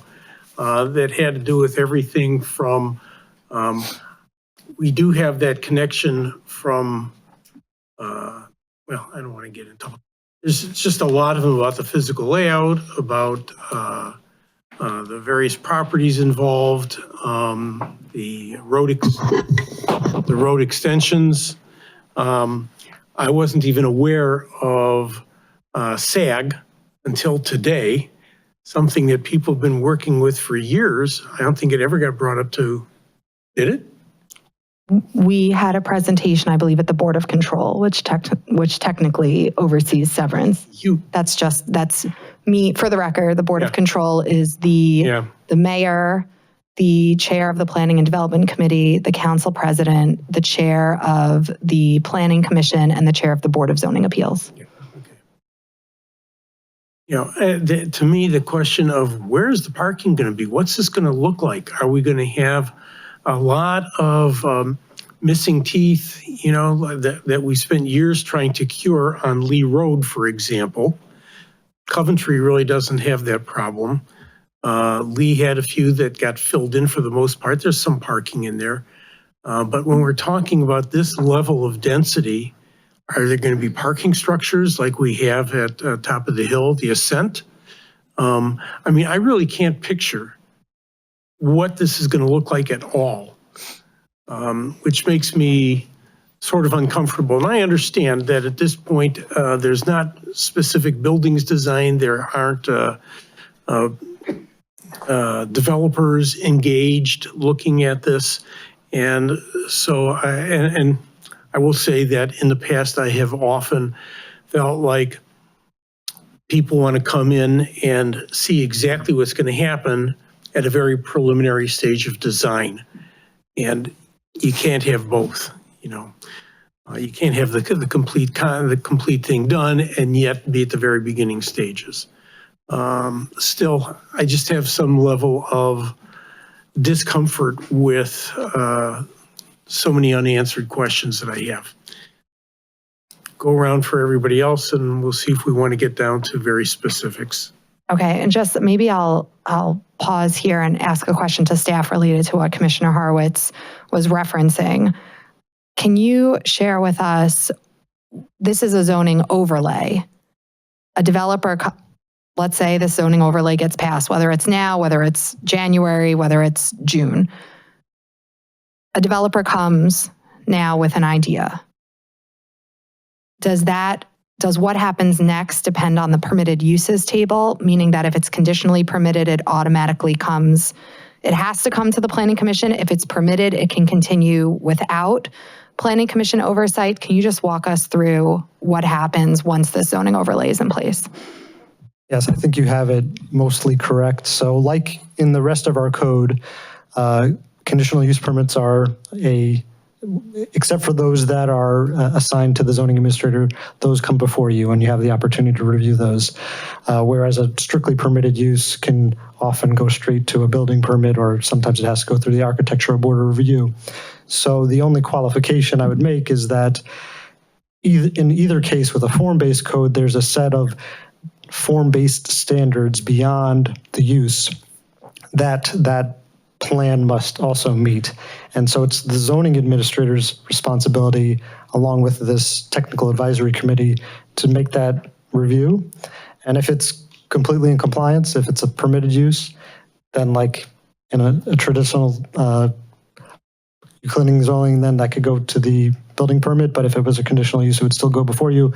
But if it doesn't meet the standards, then there's a more robust review and changes that need to happen. So it's really about compliance with the code and the standards first. Use is also part of that discussion, and then that steers it off in whichever review direction. But each of these segments are going to come before a body, a person within the city for review.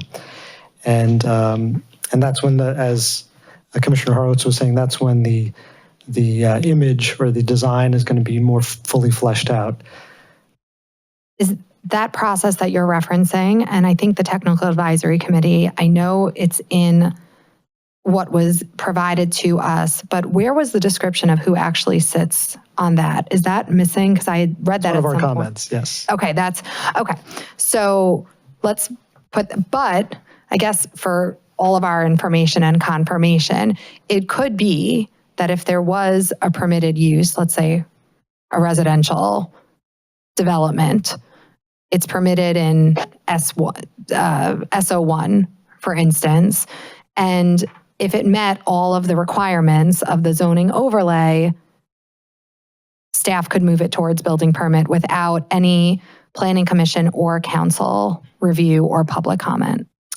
And which is similar to today with the vast majority of uses that come through review end up going straight for a building permit because they're permitted uses. Right. So same if somebody wanted to build a house on a single family lot. There's an architectural board review in that case. And they would, and this would be the same, that they would go to an architectural board of review. There is architectural board of review. Right. And that process is actually in here. So that's one of the things we can discuss tonight and talk through. And we can also change any of the permitted uses to conditional uses or not at all, not allow them at all in any of the 3 districts. Okay. Okay. Any other commissioners' thoughts? Yeah. Yes, Commissioner Brown. Okay. I'm glad I wasn't talking then. This is complicated. I will not pretend that it's not. And I have to give some credit to Ryan and his team for coming up with such a lengthy and detailed set of regulations. But 3 comments. 1, taking action on detailed zoning regulations at the first meeting at which they're presented, to me, is premature. We just need more time. I mean, this is too important to deal with that quickly. I mean, if we look at NAMDAR, I mean, they took 10 years to get to this point, and we're being asked to approve things the first night that we actually see the details. Okay, that's number 1. Number 2, I like one thing. Unlike some form-based zoning that I've seen, this zoning does recognize that form is not enough without regulating uses. And so it does both, and that's good. Because, I mean, some purists on form-based zoning says, well, as long as the form is right, the use is not that important. Hey, I would say an auto repair garage next to a house is wrong no matter what form that auto repair garage takes. So I like the fact that it does regulate both form and use. And finally, this is a little bit complicated. One reason this is complicated, unlike some development projects, for severance at this point, there is no single developer making a development proposal. So putting zoning in place first does make some sense because of the fact that we don't know who's going to come in and make proposals. It's not like a developer came in and made a proposal. We can review it and adjust the zoning to, to allow a portion of what was proposed. So in that sense, I don't really oppose the idea of putting some zoning in place first before we have a development proposal. And I realize that may contradict what some people have said. We need to know what the plan is before we do the zoning. So it's complicated, but those are my comments. Thank you. I'm in favor of the form-based zoning as it's been presented. I think there are a lot of questions that were detailed by staff that need to be answered before we can proceed. I'm with Jessica also in that I believe that there's more that needs to be done to clarify that before we approve it and send it back to council. But I think, like Bob just said, I think it is important to get the zoning in place, I believe, to attract the developers that we're going to need to bring into this situation. And I think what we've done, combining form with function and uses and so forth, is wise because it's going to specify what we're looking for. I think the vision is here. SAG has a vision. I think MPACT has a vision, and I can see it. And I can see what us doing our job and getting this form in place as quickly as we can, once we get these clarifications taken care of, makes sense. And then the new government can run with it January 1st. Okay, thank you. I don't have much else to add. I think Mike and Bob my points. I think the zoning up front makes a lot of sense for the same reasons to attract development. The plan will continue to evolve. I mean, we are talking to residents. We see what developers come. We can put that back out there and create that vision. I don't think this is that far. It feels a little overly dense to me, what was kind of the concept plan. But, you know, I don't think it's that far from what it is that people are looking for and what we need in this community. Thank you. Shamaz. I remembered to turn it on. Got you. I'm probably going to be straddling in the middle because I agree with everything that's been said. So I have a question. Recognizing that we do have a new form of government, a new government with leadership familiar to us all, except for maybe one council person, maybe two. What is the magic of right now versus 2 months from now, let's say? Because what I heard were some things I hadn't thought about before. I didn't know about the reach out and outside, the circle. I hadn't really focused on that. And I'm wondering, because this is dense and there's a lot to digest, recognizing all of the time that Ryan has spent getting to know more people in this city than I know probably. But this is a big deal, literally and conceptually.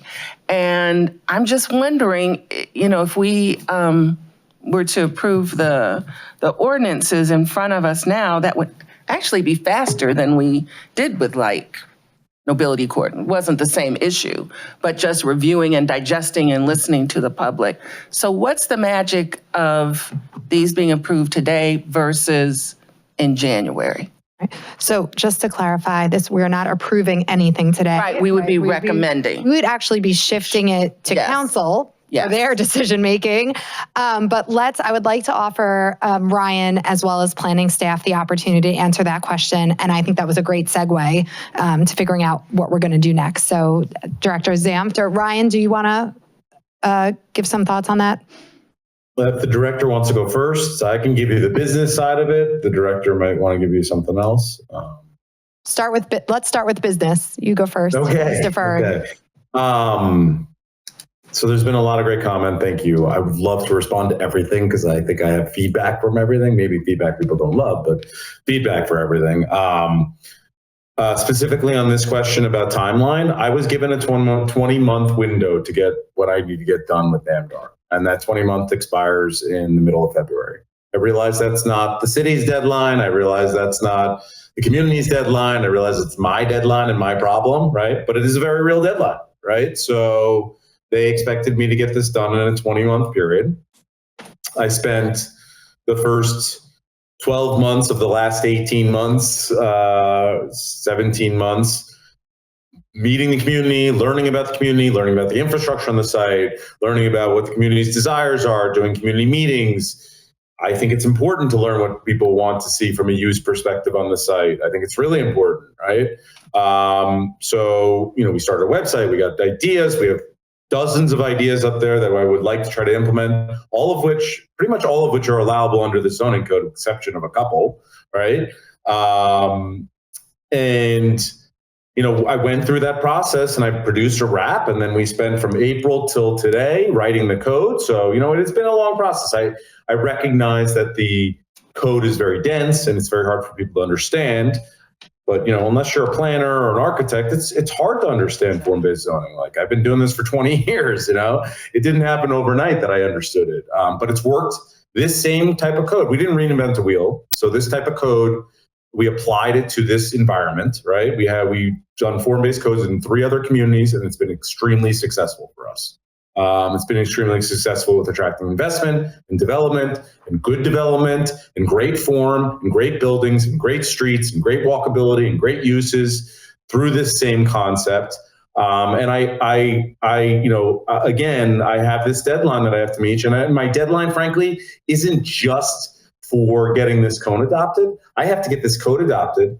I have to then prove that I've created the valuation necessary for my deal with NAMDAR to work, to force them to put the land in for other people to develop it, which makes it cheaper for those developers to come in. So it makes the whole thing more feasible, but they still have to follow the rules of the zoning, right? So that's the way I set these things up in other communities, so that it creates these mass investment that occurs, but investment that has to follow the rules to create these great places.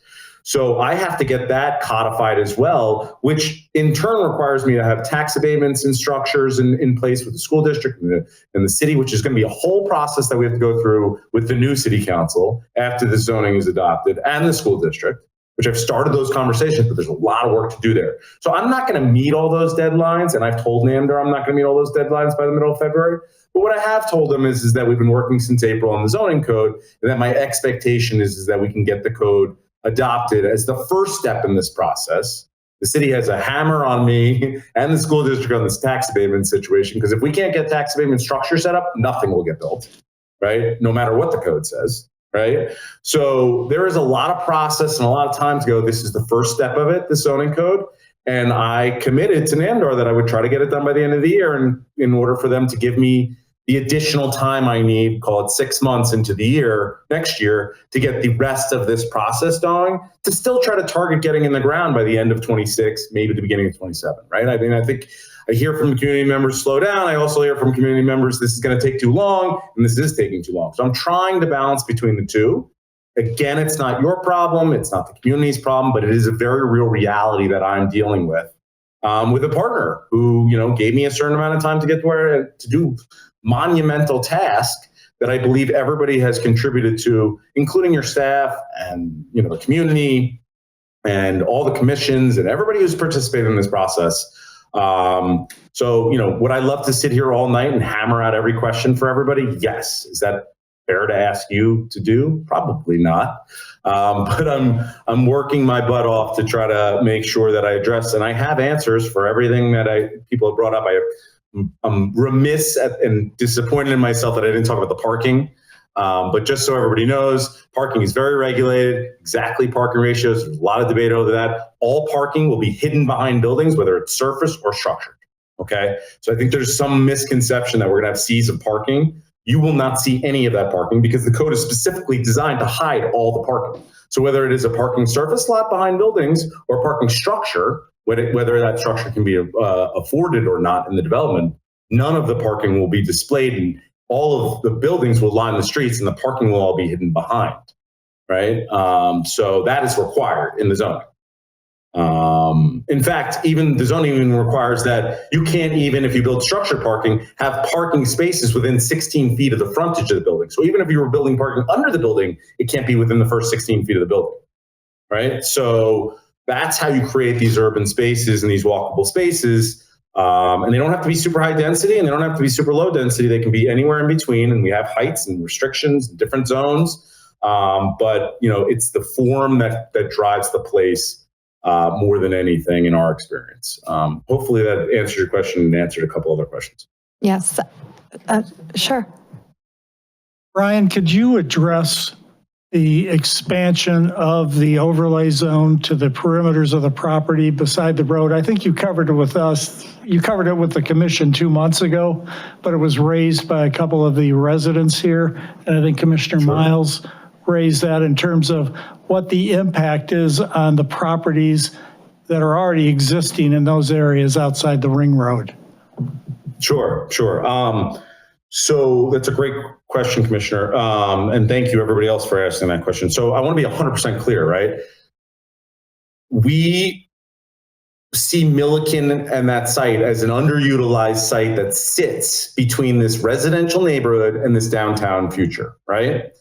So in order to connect the two of them, the thought process was include them in the overlay. But again, they're in the SO1 district. So the highest building that can get built there is 2 stories, right? The lowest building that can be built there is 1 story. Ryan, it's the SO3 district.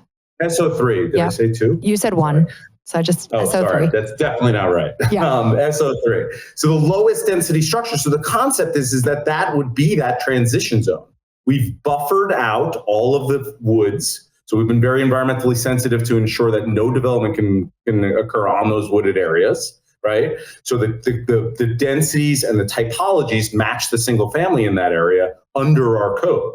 But it allows the code and the connection between those two areas, the residential area where you can live in your single family home on Crescent and then walk to Severance, and you will walk by a lot of low density product until you start to get to medium density and then eventually higher density, right? Like that's the transect and how that works. And we've protected the trees and we've created an additional buffer area between the single family rear yards and where any of the zoning applies.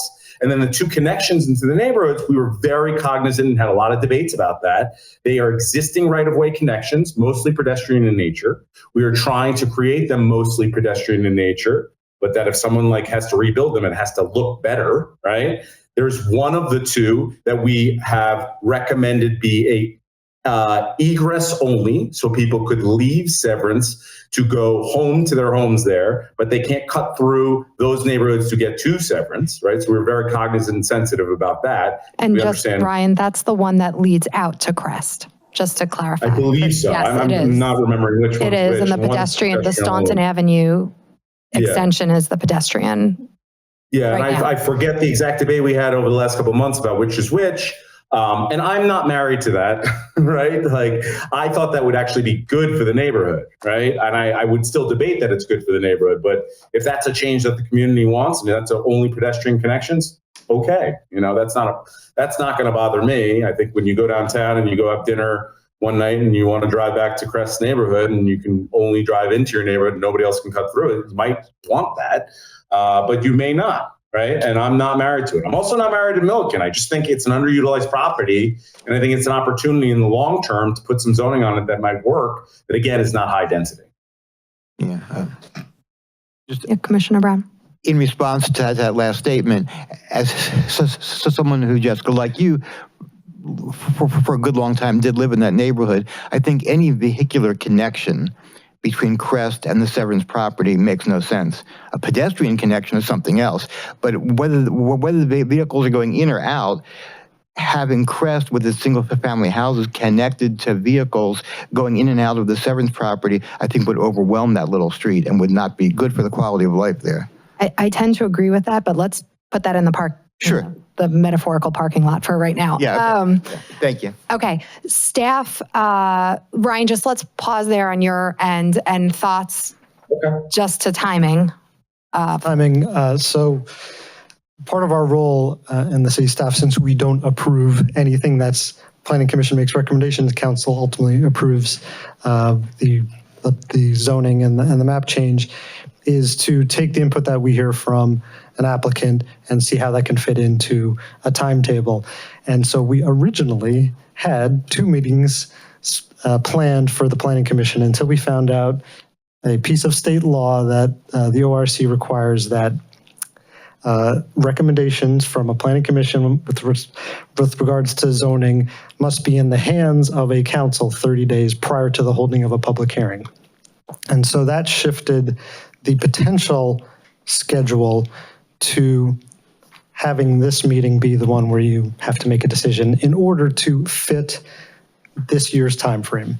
So that's why the schedule that was presented before is the way it is. It's trying to accommodate the needs of an applicant with our existing timeframes and meetings without special meetings. But of course, there's recognition that this is a pretty big effort, an effort that, you know, folks are only hearing about now. That's human nature, is you only pay attention when it's something that is significant. And so I don't think we have an opinion one way or the other. We, of course, hear what Ryan has to say. We know that the community is really engaged in this and people have been working at it for a long time and a short time, want to have their input.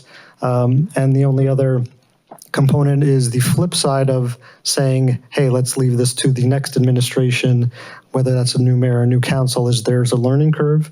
And so I just caution you that it's not necessarily a one month or 2 month delay. It could end up being longer because I would expect the new council and the new mayor to spend some time on this. So that's just a piece of consideration. Okay, thank you. I think what I'm hearing, the general consensus from the commission is that having a zoning overlay in place before we look for developers has value. I think we have questions and we have things that we want to change from our preliminary. And we didn't just get this tonight, by the way. We've had this for about 2 to 3 weeks that we've been going through. No?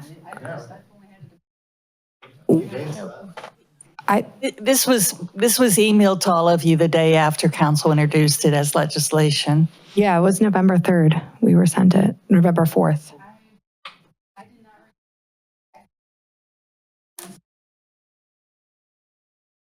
So I asked, I received a single kind of flyer, but none of the attachments or anything like that until actually this morning.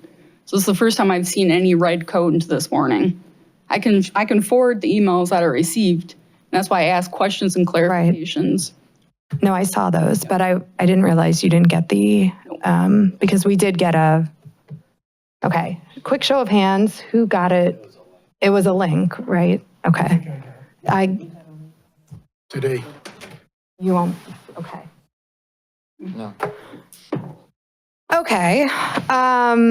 I know I wasn't the only one on that email, but I also know I think it was election day, but okay. Well, typically too, we blind copy the commission so that we don't inadvertently start discussions between members. So it was sent out to the full 2025 Planning Commission members, but as a blind copy.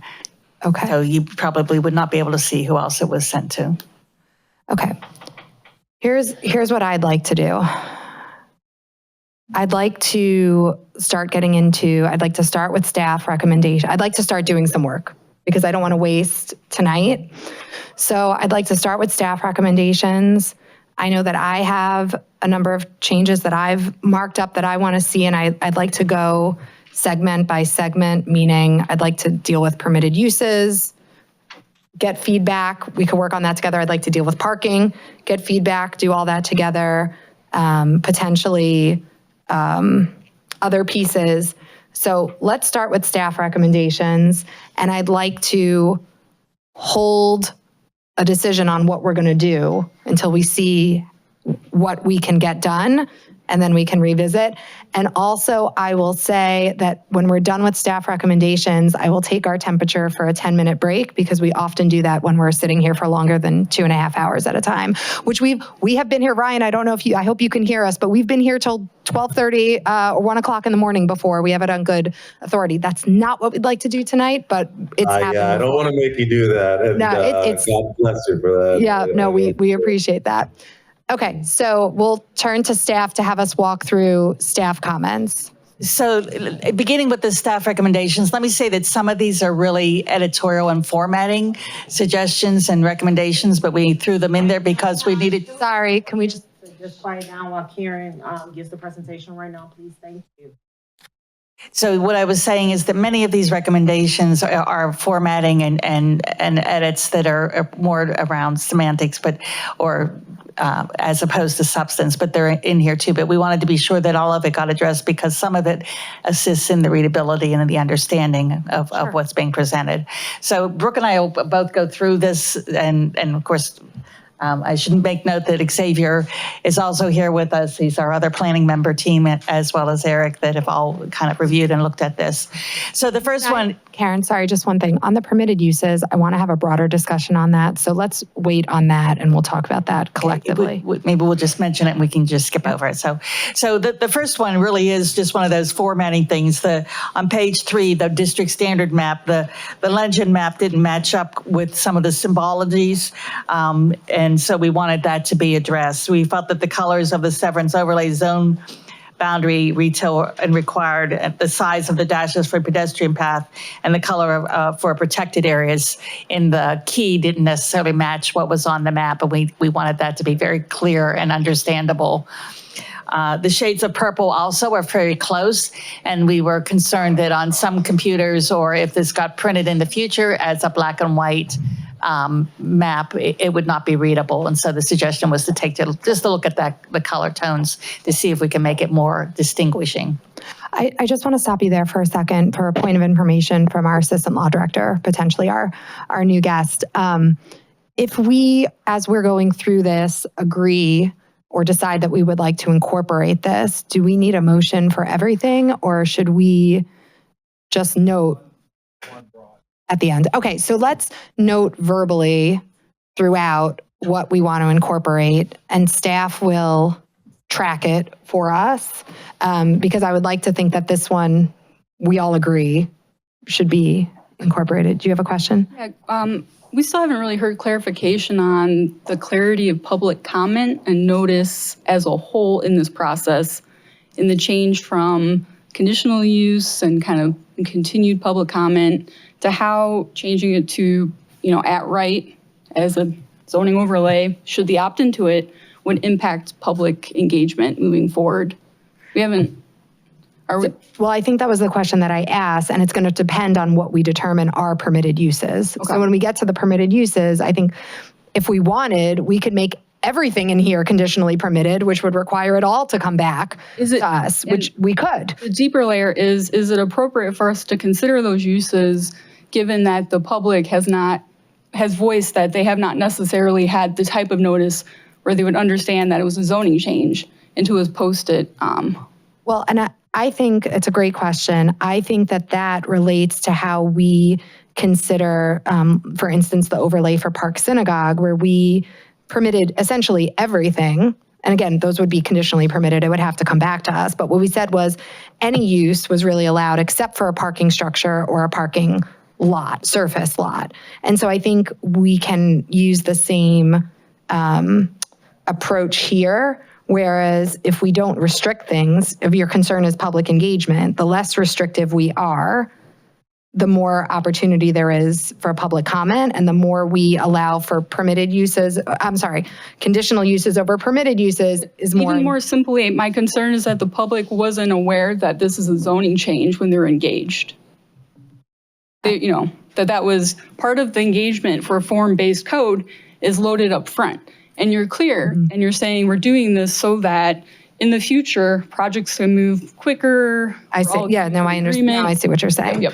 Yeah, so I agree. And I think for this process, again, us being the first stop, we haven't yet determined what our actual action is that we're going to take tonight. But what staff has outlined is that there is no public comment, on the November 17th meeting of Council Committee of the Whole Planning and Development Committee, but then there will be public comment on the zoning at potentially our Planning Commission meeting on the 10th, certainly at a public hearing if it were to be scheduled for the 15th, and then again for whatever council meeting would be set to approve or not approve. So that's 3, potentially 4 opportunities for public comment before there's actual decision to potentially enact. So that, I would say we're only the first stop, but I hear the point.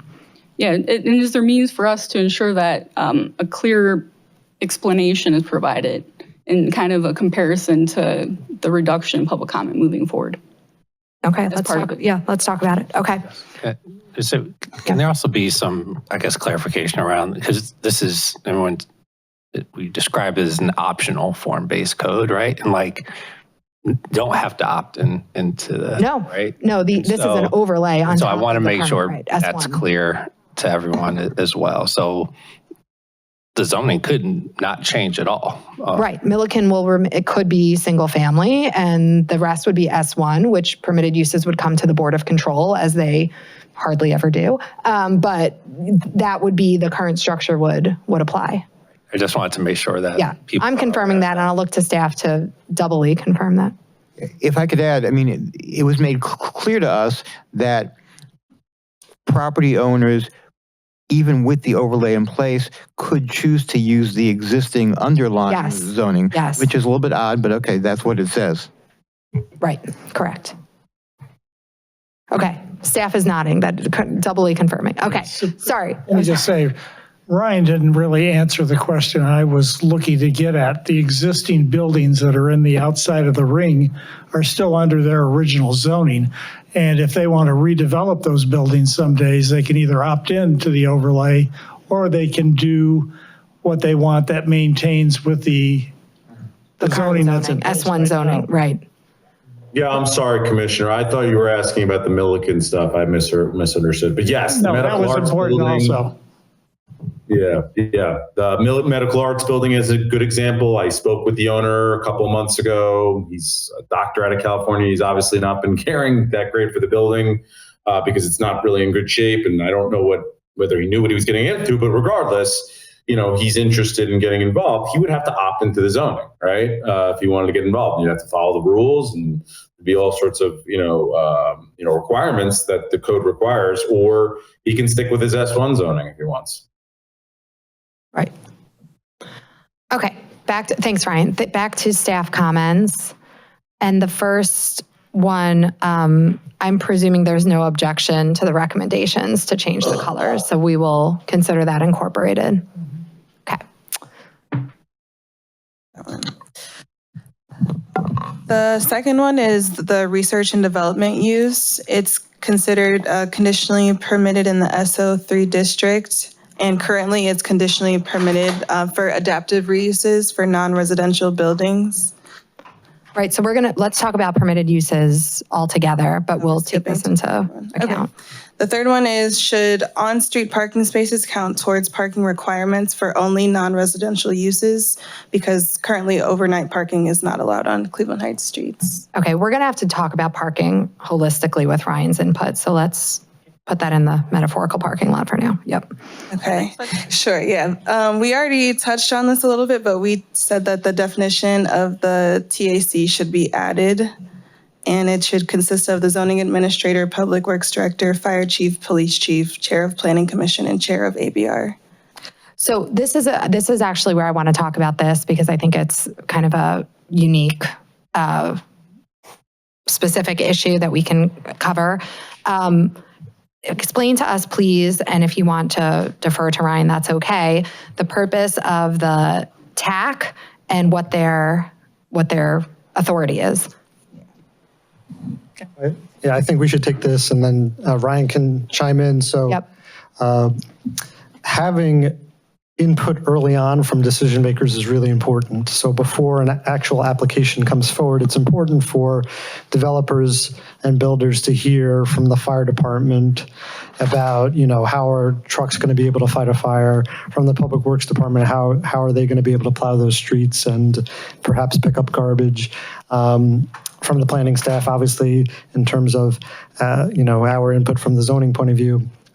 But what makes this unique and why we suggested this is also including the decision makers from planning and ABR, which are going to be the two most important recommending boards for anything that happens there, that they get to come to those meetings, either the chair or a designee, one person, not more than one, to be able to provide input early on so that it really gives a little bit of weight to things that sometimes when staff says, we recommend to do this, and a developer says, well, I'll take my chances with that board or commission. Well, when the chair now comes to that meeting and says, we like to see renderings of, all four sides, that developer is now going to have a very hard time disputing that because the chair told them from the get-go, you're going to need to do this, or we think that height is too, this is too dense. It's something that I've seen work in other places, and we think would really be helpful here, particularly since this is going to be that optional code, so people will be able to early on decide if it's worth it for them to opt in or not. Okay, but just backing way up, at what point does the TAC come into play? Like, what are they ultimately advising on and approving? So they're going to begin right when somebody first expresses interest, before an application is actually submitted. You would come in and meet with the TAC and talk about what your proposed plan is, and they would then work with you to see with your plan to understand it and ask questions, so that when you do submit a plan, it should be code conforming and comply with the zoning code, so that you understand right up front what you're requesting. So this is an initial meeting with a potential developer. Correct. To review a potential idea and to advise on what would work best and if the city would be amenable to such a pursuit. Correct, and it outlines actually multiple meetings, and at what point then it would become a formal application recommendation for the applicant to submit. Okay, I thank you for that. I will say my opinion is that this makes sense. I am concerned, however, that there is no member of council included, and I would welcome others' opinions, but I think including the chair of the Planning and Development Committee of Council would make sense to allow, because certainly planning staff is aligned to the mayor and the city administrator, but there's no direct line here to council to keep them apprised of what is happening. Oh, but Jessica, and then. My understanding then is historically, we've done like preliminary plan reviews. We no longer be doing that. We'd still be doing that, but so essentially be more of taking the role of what staff has been doing. But incorporating other, right. And the chair, I think the significant difference would be the chair of the Planning Commission and the chair of the ABR, because we don't get this, but ABR gets a lot of feedback that they're tough, right? And then I would recommend the chair of Planning and Development. Yeah, in the current iteration of what I read is absolutely not clear how that form works or how it relates upon reading. Yeah. And I think the important difference here too is just in the form-based code, so much is already written into the code about what's prescribed.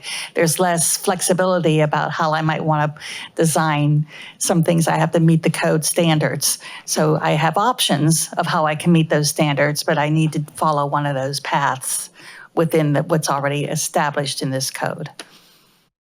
And I did want to add just a point of clarification. There's always going to be a first touch point with the staff. You know, somebody's not going to immediately jump into a TAC meeting. So there's going to be groundwork that the staff does, multiple meetings before it ever appears before TAC. But before they start to go through a formal process, it's really a pre-development conference, if you want to give it a different name. My statement was more just to say that based on the prior plans we've seen, like the Marquee and Park Synagogue, it was all in planning development staff ushering that prior to our preliminary review. Yep.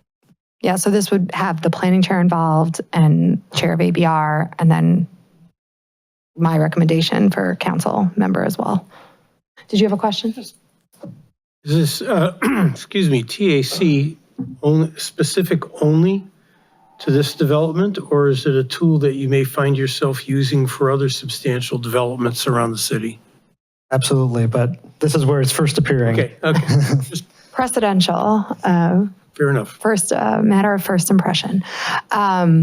Okay, so seeing consensus there, we'll agree to integrate that with the proposed addition that I've made of the Planning and Development Chair of the Council's Planning and Development Committee Chair. I'm sorry, through the chair, could I just jump in? Right, sure. I just want everybody to know we had all those people in it, and somehow that got inadvertently deleted in the last version. So there was no intent to submit the code without listing those people. The version before had the list of people. And obviously I'm completely comfortable with adding a member of the Planning and Development Committee for the council as well. So I just wanted to make sure people understood that. Okay, no, thank you. I did see it at some point, so it was listed somewhere, but then it disappeared. I don't really know how it got lost.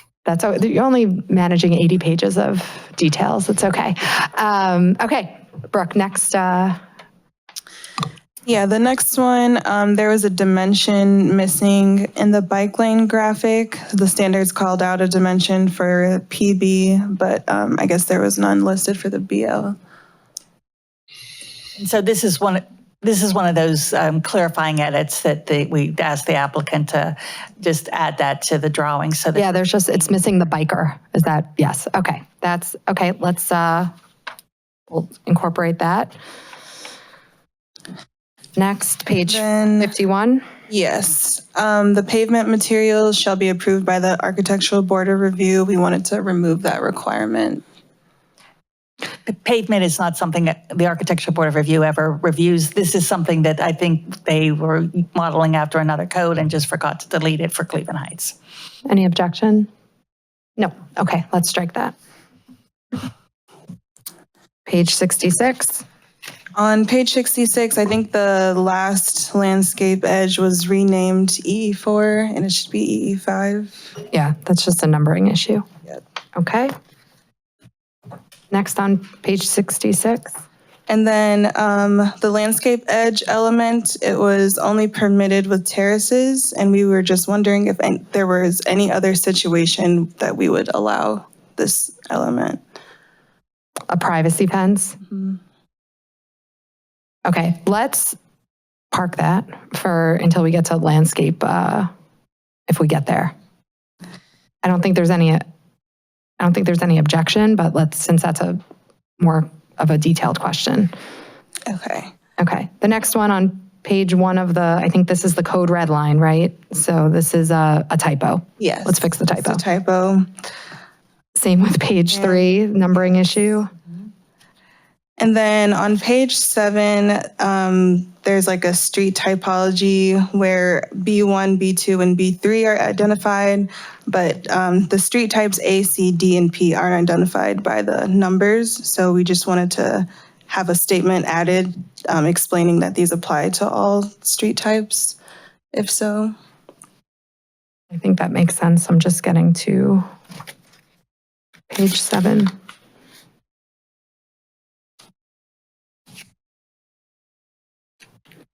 This is page 7 of the zoning ordinance exhibit A.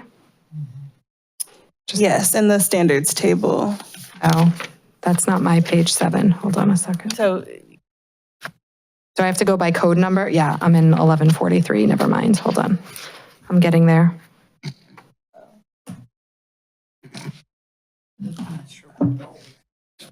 Yeah. Oh. It's the 1149. Oh, I see. And 12B table. Yeah. Okay.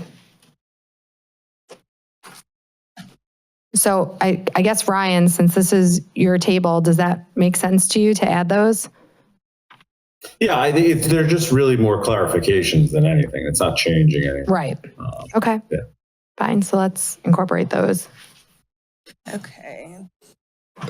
The next one on pages 12 and 14, well, on 12, it's not immediately clear that the table is referring to affordable housing requirements. So we just wanted a statement referring that text to the table. And the program thresholds section, it states that the residential development is governed by cumulative unit thresholds. So we just wanted the numbers to be added to be cumulative. Yeah, I mean, the numbers should definitely be correct. And then any objection to clarifications there? Okay, great. Let's do that. Let's save the next one for parking.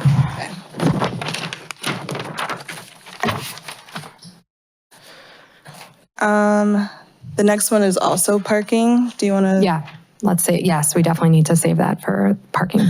And then on page 25, chapter 1149.33, section C states that ABR provides written comments and recommendations to the Planning Commission. So we're wondering if this allows the Planning Commission to impose design review conditions based on comments from the ABR, or if they will remain recommendations.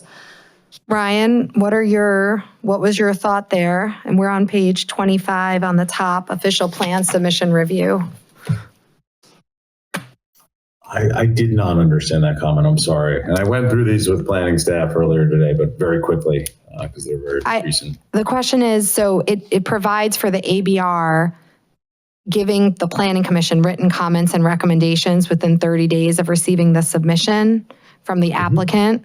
So the question is, was your intent that the Planning Commission would impose those recommendations? Because we usually No, I think it's a recommendation to a recommendation, right? So I think, you would take into account their recommendation and make your own recommendation as a result of that, right? You don't have to impose them or. Right. I mean, I guess the question is, we've supposed to be structured as recommendations. Right. I mean, the Planning Commission we've never received anything from ABR, nor have we ever sent anything to ABR. So I guess I'm curious as to planning staff's opinion on this. Yeah, in this particular case with this form-based code, the idea was that the ABR is a reviewing, recommending body, similar to the way you are now.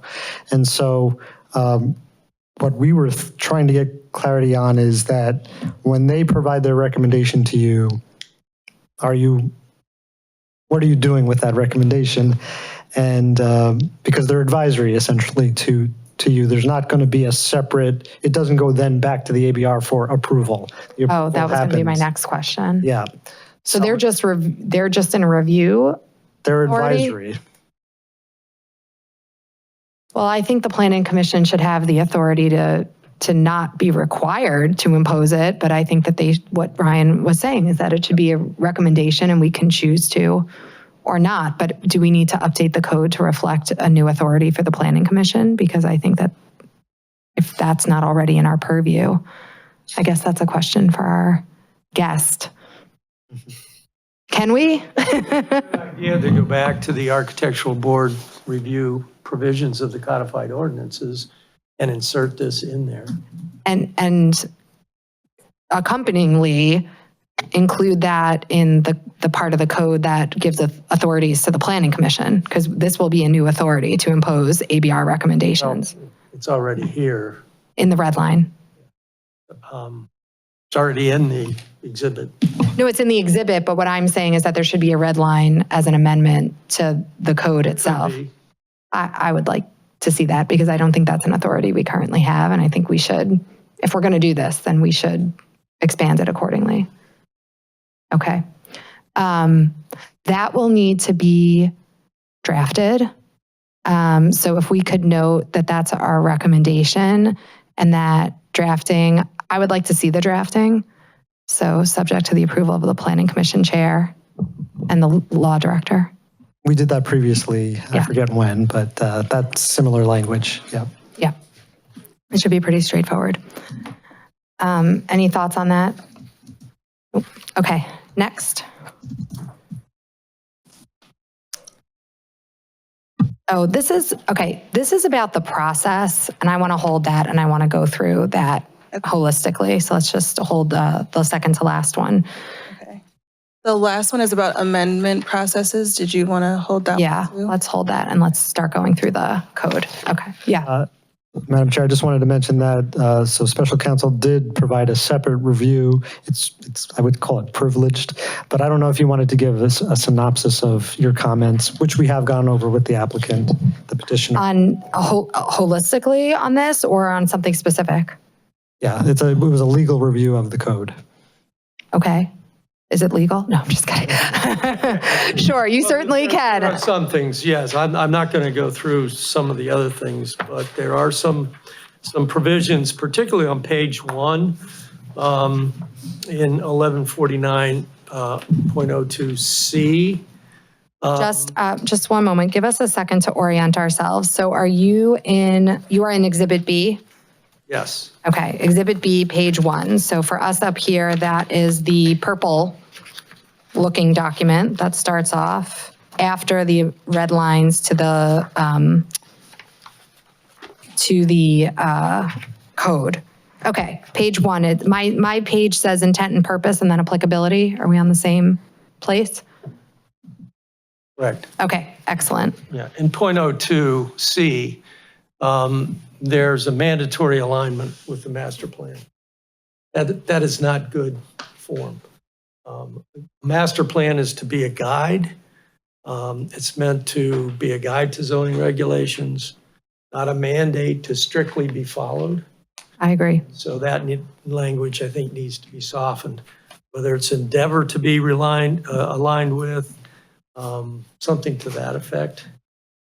Yeah, the shall, obviously, the obligatory language is a problem. Instances over the last 30 to 40 years where challenges made. Yeah. Strictly aligned with the master plan or accompany it. I'm not even sure if our master plan is still the master plan. It may not be. So thank you. I agree. I think the language you recommended shall endeavor to, or no, I don't even want to use the word shall. Can we just take it out? In the application, Yeah. the language is that it should relate to the comprehensive plan or strategic plan, and it leaves it broadly. And that's the language that's in the Next, another section. Yeah. Yeah. Which I'd have to find the chapter for you, but Can we say may relate to? I would like a may instead of a shall. I think that reduces liability. Okay, thank you. Appreciate that. The second one is on the same page, .03, B. When you read that, it struck me as being confusing that in other words, I think there needs to be an exception there right up front. What letter? Sorry, what letter are you on? I'm on B. B, okay. You have to read further through to understand the nature of the overlay. And I think right up front, it needs to say something to the effect that except where an application to proceed with development under Chapter 1149 is approved. Something to that effect. Yeah, that makes sense. I think just a side note here, if we decide to move this forward to council, I think that before it's actually transmitted to council, I'd like to see the final written everything with all of our incorporations, everything we're incorporating. Is that, because today's the 12th, it has to be transmitted by the 15th. Does that give you, that gives you 3 days, right? Or 14th is Friday, that gives you 2 days. Well, just to skip ahead, what we were going to recommend, should you want to move forward, is that your list of recommendations would be very specific, but in a list format, rather than making the changes, the red line changes do that in due time, but not in advance of submitting it by the 15th, because that's a more extensive effort. But they would have on the 17th, though, it all incorporated. I mean, I don't think we can ask them. I do that for a living, and I don't like tracking amendments to the main document. Well, the key is tying it to the 15th of December. That's the time when Right. What I'm saying is that if that's where we go, I'm okay with it being transmitted as a list, but I would like on the 17th that the members of council have a fully integrated document to look at. Let's talk about that, only because that meeting with council is meant to be very hands-on and workshopy, and so they may have extensive comments that involve a lot of changes. Right, but shouldn't they do that then to what we are providing, which is a second, like the version B of the red? That's what I'm saying. I'd like to have them see our version B of the red line on the 17th, and then they have the authority to change whatever they want. But to have it separate, that's confusing. Well, then most of that is a question actually for Ryan, because does he have the pen on the? I mean, I thought we were providing some legal language. He has the. No. It's sorry. I'm going to jump in. Yeah, this is an do. InDesign document, and my partner planner James is on the line listening to all this. By the way, he texted me that the one of the two things that go into the neighborhoods, the one that goes into the neighborhood as pedestrian only goes to Crest. The one that goes south is the one that would have vehicular egress. Just want to put that on the table. Okay. He texted that, but nonetheless. Unfortunately, he's saying he's got other deadlines. So for him to make all these changes in the next 2 days isn't really possible.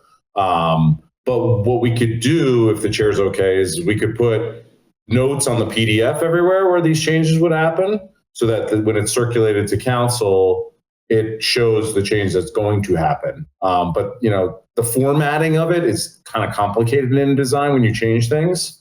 So it just takes a little bit of time. That's fine. And it's not in 2 days. I think it's by the 17th is my request. So they have a document in front of them.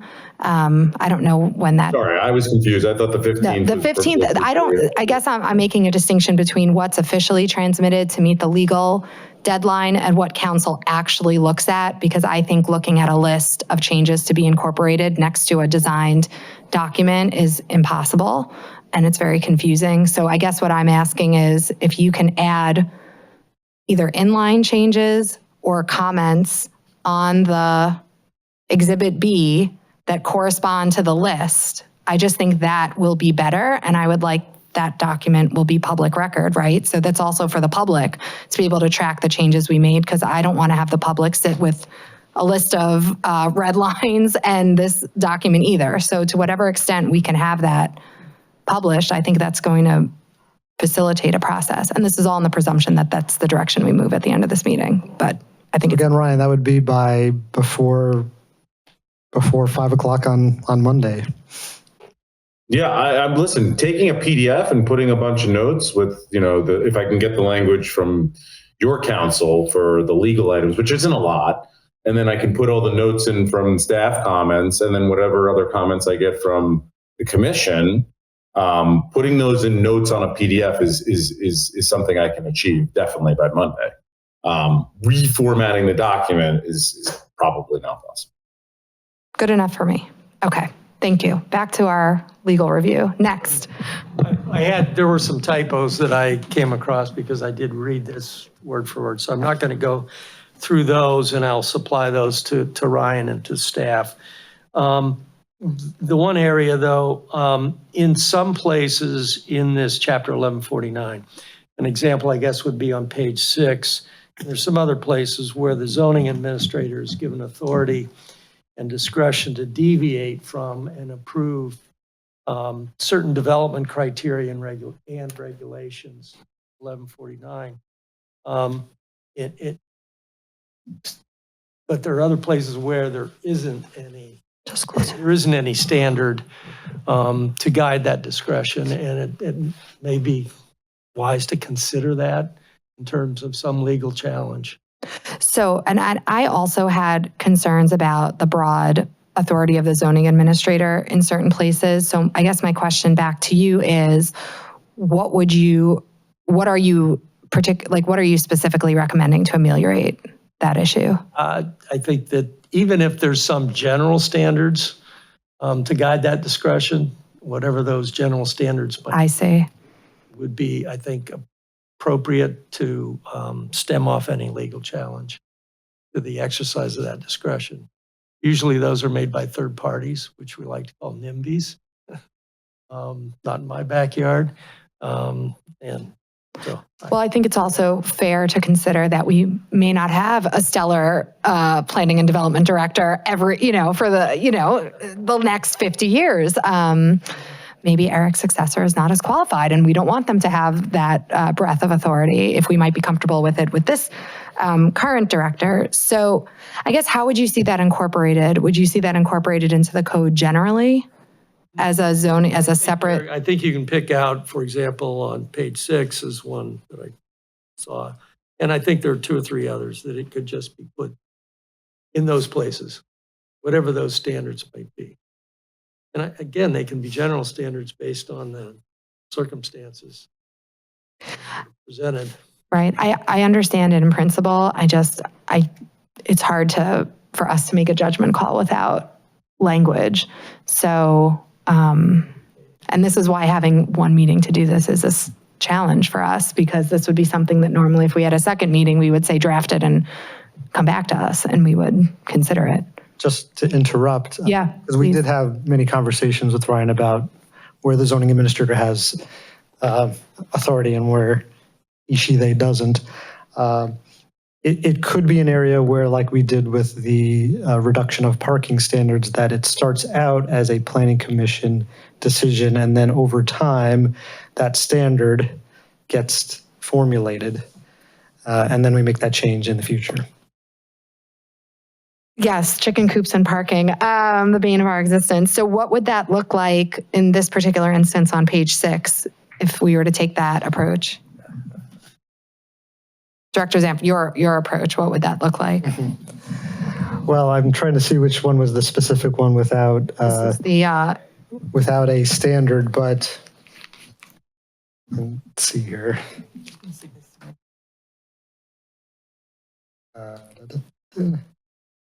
So B, yeah, 3B. So this is 1149-12A. Yep. 3B, the zoning administrator, in alignment with the layout of street types, may allow flexibility in the design of streets, ... So since that's a unstandardized authority, that could be something that there's flexibility there, but that flexibility is only granted by the planning commission. But where would that be written? Through your site plan approval process. through your, Yeah, I think we would just change that to be the planning commission's flexibility. And this is a very specific, unique case, right? This is where one road is connecting to another road, and because they have two different typologies of design, there may need to be some minimal flexibility to connect the two designs. That's what this is referring to. It's a very specific, granular condition and instance. I'm happy to have the planning commission make that decision. Like, that's fine. Yeah, I mean, I don't even know if in this instance that's needed, but I would like to know what the other ones are, because there were a couple of other zoning. I mean, thoughts on this one? I mean, this sounds pretty technical, which we like to leave to planning staff. I'm seeing some nods. So we're okay with this one, or Jessica, you? It was staff. Yeah. I think the staff expertise should be the decision maker in a case like this, or at least make a recommendation for us to affirm. Commissioner Wellbeck. What are we precisely being asked to provide? Because I heard like 20 conversations, so I just need sort of like. So what legal counsel is saying is that there is language in here that provides a zoning administrator with unilateral approval authority. He would recommend that the plan, either there be standards for that authority that the zoning administrator has to follow, or the alternative is that the planning commission would be the approving authority. I think where we ended up from Ryan's comment is that this one in particular on 3B is highly technical, in which case we can be comfortable that this is a unique situation where, I mean, how many streets are there? 20 streets or something like that, like where they're merging together.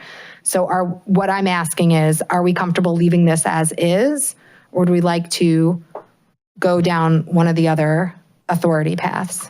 My understanding from previous cases we've reviewed is that we're moving towards putting the power back to the commission to allow the zoning administrator to do more at-road tasks and decisions.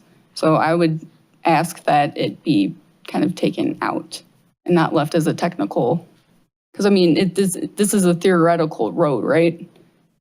It doesn't exist. It's not currently planned or being proposed. So I just feel it's overly complicating things that will be viewed in the future. So what do you mean by taking out? What would you take out? What? I'm sorry, Commissioner Surratt. You mean leave it with the zoning administrator? The change would be that we're talking about future street planning, correct? Should be part of the planning commission's review as the application. Because we currently do not have like, when streets go through, it has to come before the commission, correct? It's not, we're just saying we're approving all streets and allowing the zoning administrator. No, well, I think this is for streets, lanes, and ways standards. I think what Ryan was saying, and Ryan, you can confirm or deny, is that in this particular instance, it's where there are two street types that intersect. There has to be some decision about how that design happens. Does that have to, and what legal counsel is saying is that should there be some standards for that, which I personally think overcomplicates it potentially, and that still allows the zoning administrator to make that decision. We're saying, should the zoning administrator just be able to make that decision, or should it somehow go back to the planning commission? I mean, if there's known street typologies that are being introduced, standards would be appropriate because you would have the definition and you'd be able to make recommendations on what would be appropriate. No, there are street typologies. Yes. No, that's, so what Ryan is saying is this is the instance where there are two street typologies intersecting. Right. And there has to be some sort of decision about how they connect. That would be a standard that would then be implemented. You could do by the zoning administrator, correct? Is that the overarching question? There you go. I would think that this is something that the zoning administrator can do and can tap into engineering consulting firm that we use. This isn't something that I think we need to do. It's technical, and there are people who specialize in this. So just leave it with the zoning administrator to Still manage. see the proposed design once it's been worked through. That's my question. If it's a So conditional. I'm going to jump in. All the roads are already required and designed in the code. So if you're an A3 street, it has an exact design that it has to meet. But what this is saying is when the A3 street meets B1 street, I don't even know if that happens, by the way, I'm not looking at the map. There may be some tweaks to the requirements of the A3 or the B1 street to make them merge appropriately. So these are very technical minor changes that would have to be allowed in the street design. Broadening, for curvature and things like that. So design. Exactly, those types of things. Yes, yeah. Exactly. Then I don't have a problem with as written. Okay. Yep. Okay. That's all I needed. We're going to leave that one, but I'd like to know the other examples that, Well, right above it, the zoning administrator may require emergency access to a given site. Maybe that's something the zoning administrator can do. And the intent of that, just to jump in, is that would probably be discovered during the TAC process, right? Right, That's I was why just we gonna have the say. TAC process, because the fire department's going to say, we really want this. And even if that doesn't meet the code, the zoning administrator could say, well, let's include this.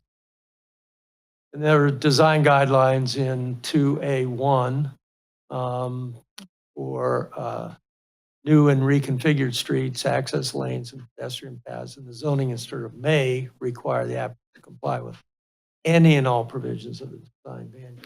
well, wait, just before we get to that one, I think I'm also okay with emergency access being with the zoning administrator. Anybody disagree? Okay, but The other thing to keep in mind is the final plan is going to be approved by you. well, it depends. That can be changed. That's No, not, it doesn't. No, if it's a permit, I think every plan has to come through. that's not true. If it's permitted use, it does not. What is For, the process? I want to be clear. You still, as a board, approve the plans. Yes. But the denial is only based upon whether the use or the code is not met, right? If someone doesn't meet the code, you can deny it immediately. okay, we have a hypothetical. We have a permitted use in an S2, in the SO2 district. It's still coming to planning commission.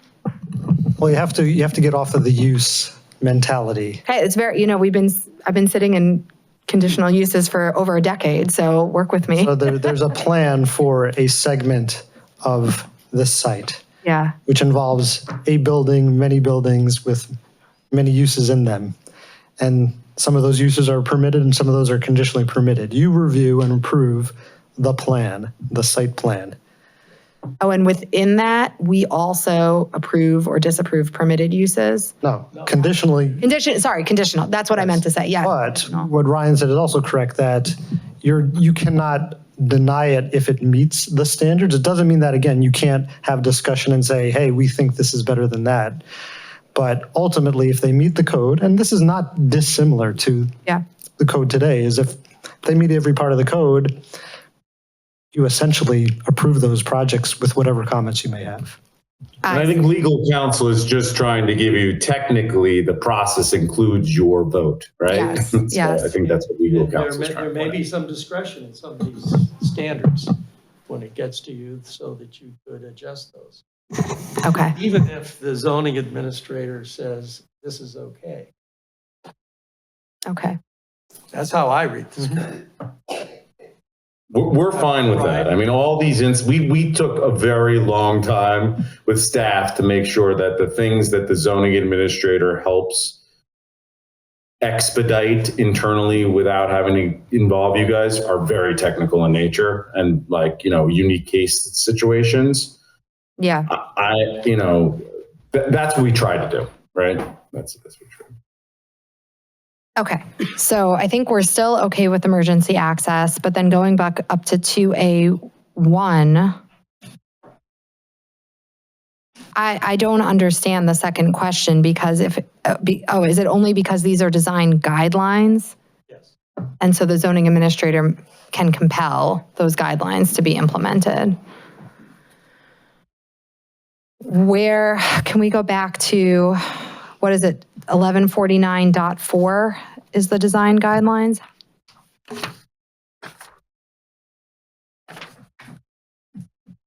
Oh, it's farther. So we're in 1-2. Hold on one second. So you're talking about everything in blue. So anything that is a guideline, that is not a standard, the zoning administrator will have the authority to compel the applicant to do. In your opinion, is there any reason, I guess in your opinion, how can we improve that? Or what's your concern with that? Well, I guess I don't have as much of concern because the way I see this, final site comes preview. If you do not agree with zoning administrator's decision, you can change that. So we have the power to compel design guidelines even after it comes to us? Or as it comes to us?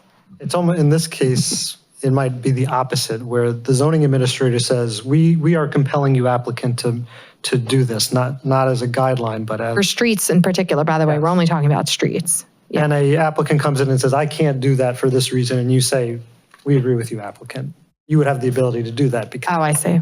Because it's not a standard, it's a guideline that we are allowed to, the zoning administrator is allowed to compel. So this is still in the instance before it comes to the planning commission in the development of the plan? Okay. I think I'm okay with this power. Yes? Okay. Leave it as is. Next. I think I only have a couple more. One is the several places in the chapter that there's a private amenity structures uses that are permitted in the public right of way. I think there needs to be a general statement in the code that in that situation, because the city could incur substantial liability for those private things that are in the public right of way, that there needs to be a license agreement or some approval by the city that puts some of the obligation for liability, for obligations for maintenance on the private property owner that's encroaching. Can you give us an example, like something to look at? Yes. What are they putting in the right of way and where in here can we find it?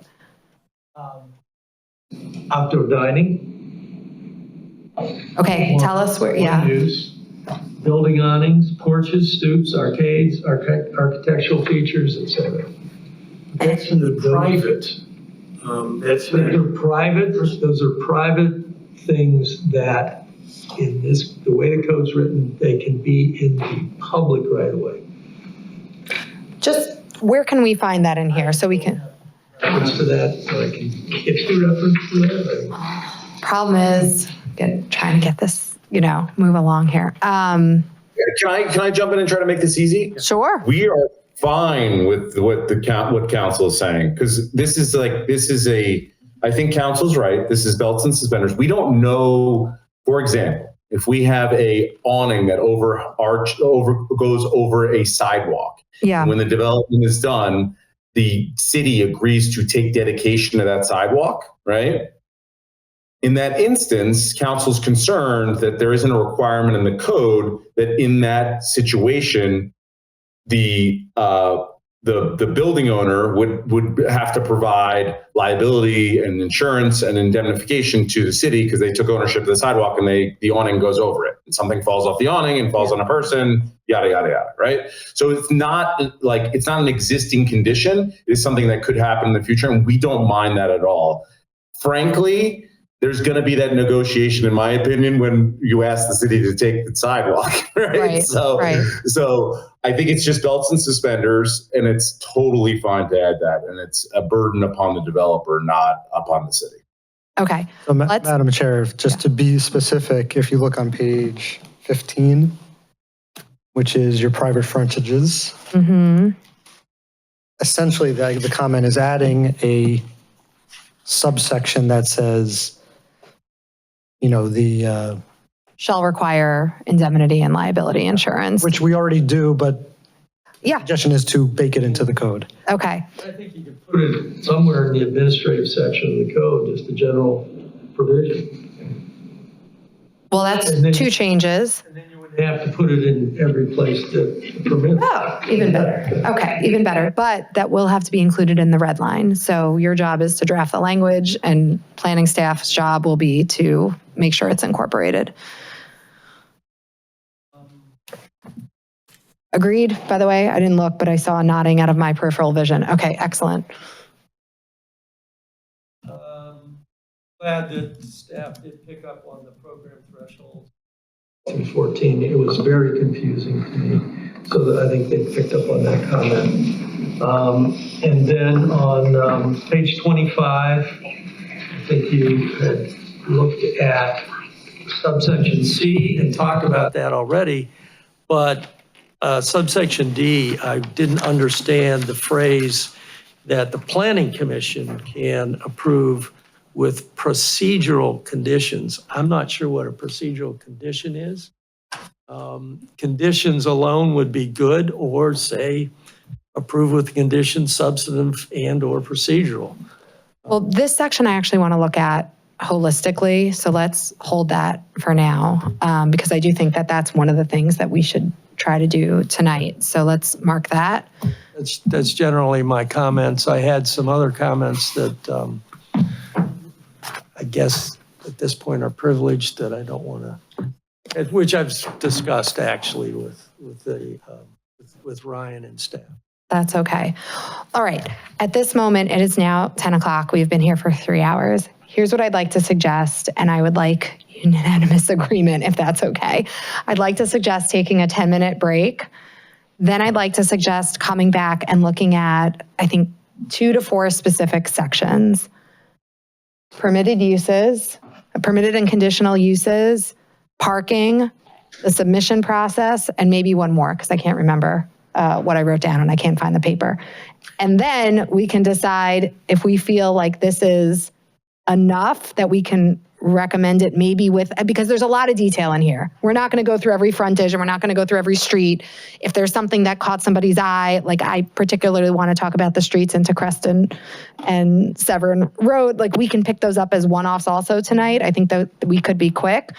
And then perhaps we want to reserve the right to look at every other detail at our next meeting and see if there's anything else we want. But at least those 3 chunks, potentially a 4th one, I think are ones that we should cover tonight. Agreed?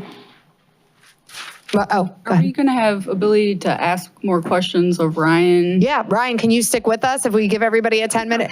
100%. I'm here all night. Yeah. Okay. So it's now 10:02. We'll be back here at reconvene at 10:12.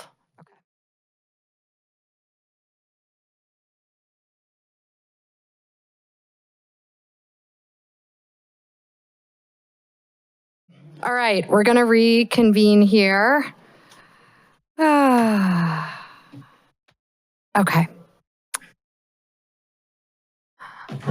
All right, we have all our commissioners here. Do we want to wait for Karen or we're okay? Okay. So,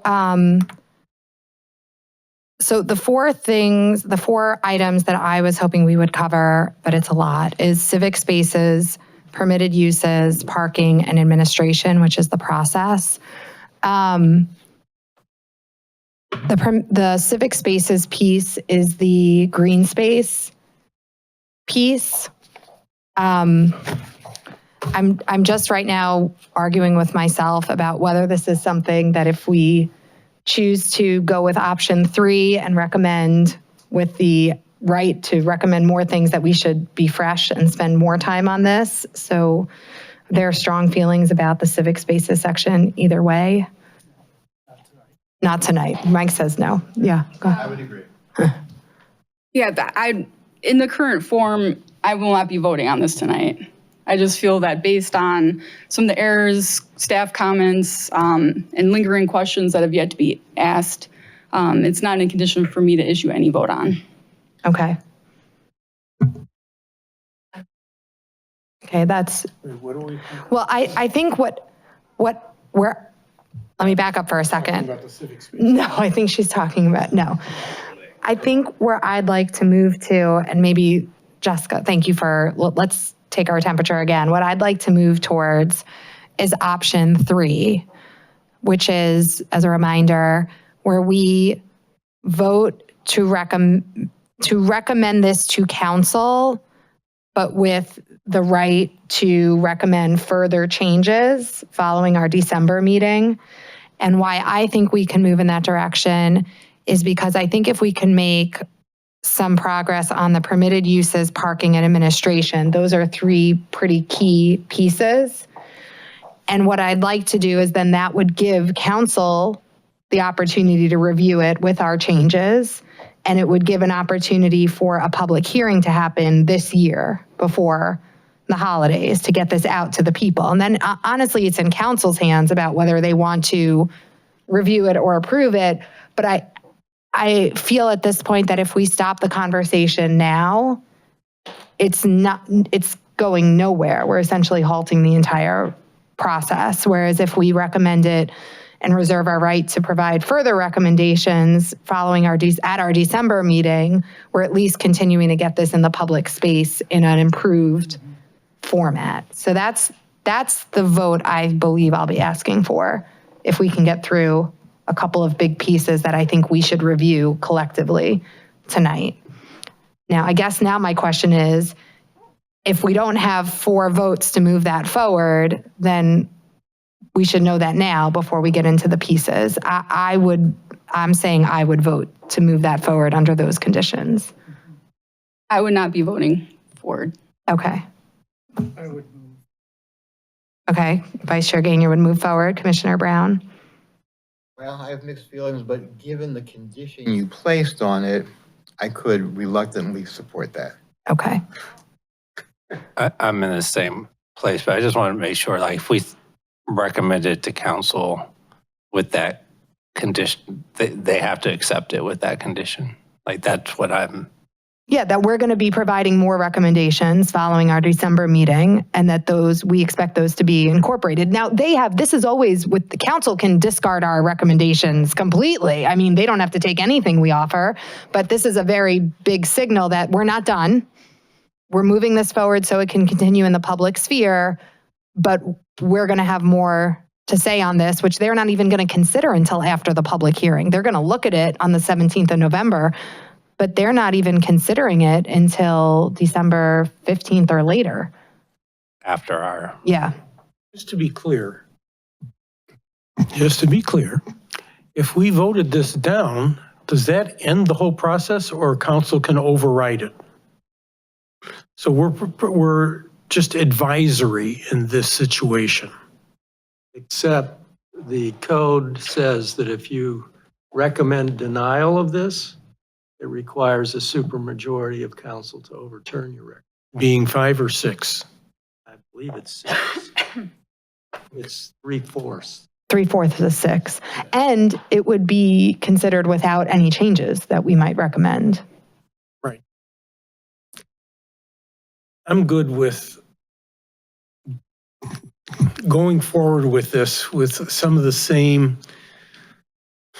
little bit of discomfort, just because it just seems like there's a lot of stuff not answered. On the other hand, I don't feel like, I think we can get too far into the weeds on this stuff. And, and there's, even after the whole thing is done, council can still update the code. Yes. We do this every year. We every update year, the zoning right. code. So I don't think it's the end of the world. It's like, you got the one bite at the apple and you can never do it again. And for the most part, I feel like this is pretty well thought through. And just wait for specific projects to come up, and then you'll hear from from everybody. Because I'll tell you, there's hardly been, in my 26 years doing this, a single substantial project that there weren't neighbors complaining about before it happened. Sure. So that will come in due time. Right now, though, I think this is a good outline for where this whole thing needs to go. Okay. If I may add why I would be voting no, we've heard issues of public noticing, concerns over content of public noticing and engagement. Commission members recently received the redlined materials, so have not had sufficient time to review. We have unanswered questions and an inability to get the public feedback on some of those in the recommendation we'd be issuing. So I just feel that moving forward with any form of recommendation would be ill-suited to sort of the point and purpose of well-established plans of use, which is the goal and purpose of zoning. So that's my no. Okay. Fair enough. But to be clear, we're not currently voting right now. So we're just, yeah. But it does seem like. Actually, Jessica,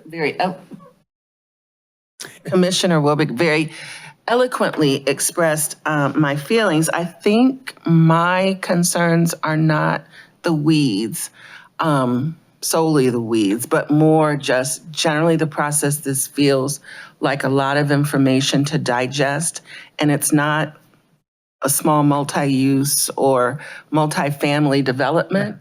This is a huge deal. And I feel like the timing of it at this point, not the 2 years before, but right now, with the amount of information we've got before us, it's a lot to digest and absorb and then respond to. And it just feels like I need more time. I sort of feel like I wish it was more deliberative with the whole process at this point, giving our recommendations to council. And, you know, I was sensitive to the fact that one or two of the members of the audience said, this is the first time I ever got a notice about this. And other people said, well, there've been all these crowdsourced conversations with Future Heights. Well, those weren't meetings of the government. Those were private meetings. And I can see where some of the residents would say, hey, this is the first time I ever got a notice, because this is the first time there was an actual city commission or council meeting on this. So I'm sensitive to that this seems rushed to people who live near the site and are saying, I never heard about this until now. Although just for clarity's sake, I mean, I think the October 21st meeting was noticed to the severance required notice. I mean, I'm in the notice group, so I do think this is the second public meeting. The October meeting would have been the first commission meeting. Right. Now, I'm blanking out here, but I thought one of our meetings had this taken off the agenda at the last minute because it wasn't ready. That was the last meeting, was not this, because, but we had a preliminary presentation from Ryan. That was at the October meeting. Okay. And if I may, that October meeting we did notice because we anticipated it having a presentation, so notices were mailed. Okay. But just to clarify, it was a 45-minute presentation with less than 15 minutes of questions from the commission at the last meeting. Yeah, I mean, in fairness, we didn't have this to look at. Right. So I mean that was my point. This is all new in terms of the zoning regs. Madam Chair, I just wanted to mention that just an idea to maybe make people feel a little bit more comfortable. You could go down that path of option 3 tonight, which allows it to continue to a public hearing. And at your December 10th meeting, after having had the extra 2 weeks, right, is that, no, month to absorb this and get questions answered and still not be satisfied, at your December 10th meeting, you could rescind our recommendation. Or have another recommendation to council. It's really a comment that says, we don't recommend adoption at this time. You're not recommending adoption at this time. You're recommending that they move forward with this zoning through the public hearing process, essentially. And here's our comments to date, but we are reserving our right to update this, and that could include saying don't adopt it. Yeah, I mean, I appreciate that, because my biggest concern is that we don't move this forward in any form or fashion tonight, and that's it. There's no other public, that would cancel the entire rest of the public meetings on this. And I think that's what I see as value in trying to avoid, is to continue to get this out there with our changes, which I think do have value, since this is the body that has the expertise on this. And I actually like the recommendation that we could consider rescinding our recommendation, and council will have to grapple with that depending on, December 10th. Like, I'd be open to that Just question on precedent projects where applicants were tabled for less substantive issues. I'm kind of not understanding why we're being moved to recommend it forward in any means. Like, why is it aside from developer timeline?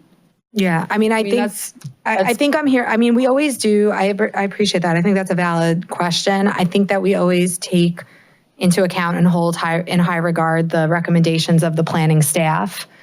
I'm hearing from them that they see value in us moving this forward, so the process continues. And I think that to me is meaningful, because there have been times where the planning staff has said, we do not want to move forward, or we need some more time, or, obviously recommending revocation or other things. So that's a bellwether for me in this particular case. Madam Chair, I'll play lawyer here for a second, even though we have actually three in the room, right? So in our code, 11-1904, recommendation by Planning Commission, it says that the Planning Commission does not make a recommendation within 60 days, and the time for responding is not extended by council. So there needs to be, council shall determine that the recommendation of the Planning Commission is that the amendment be denied.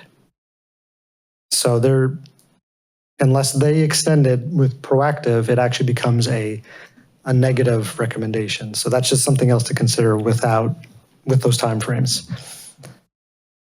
Okay. We've had it for less than 30 days, correct? We've had it since November 4th. So today is the 12th.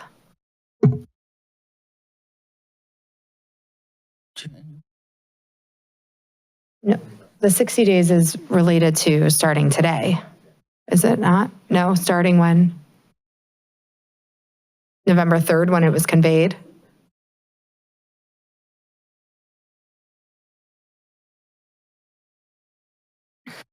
Well, I know we're all tired, but I still hear that we have 4 people at least willing to move this forward. So in that spirit, I want to just talk about permitted uses, parking, and administration.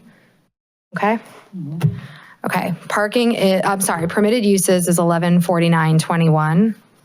And just, side note, if it could be conveyed to council that civic spaces is an important issue for us, and we are going to be taking that up on the 10th. 1149.21 is, I'll tell you the page number. It is page 11 in the purple section. Section 2 is purple.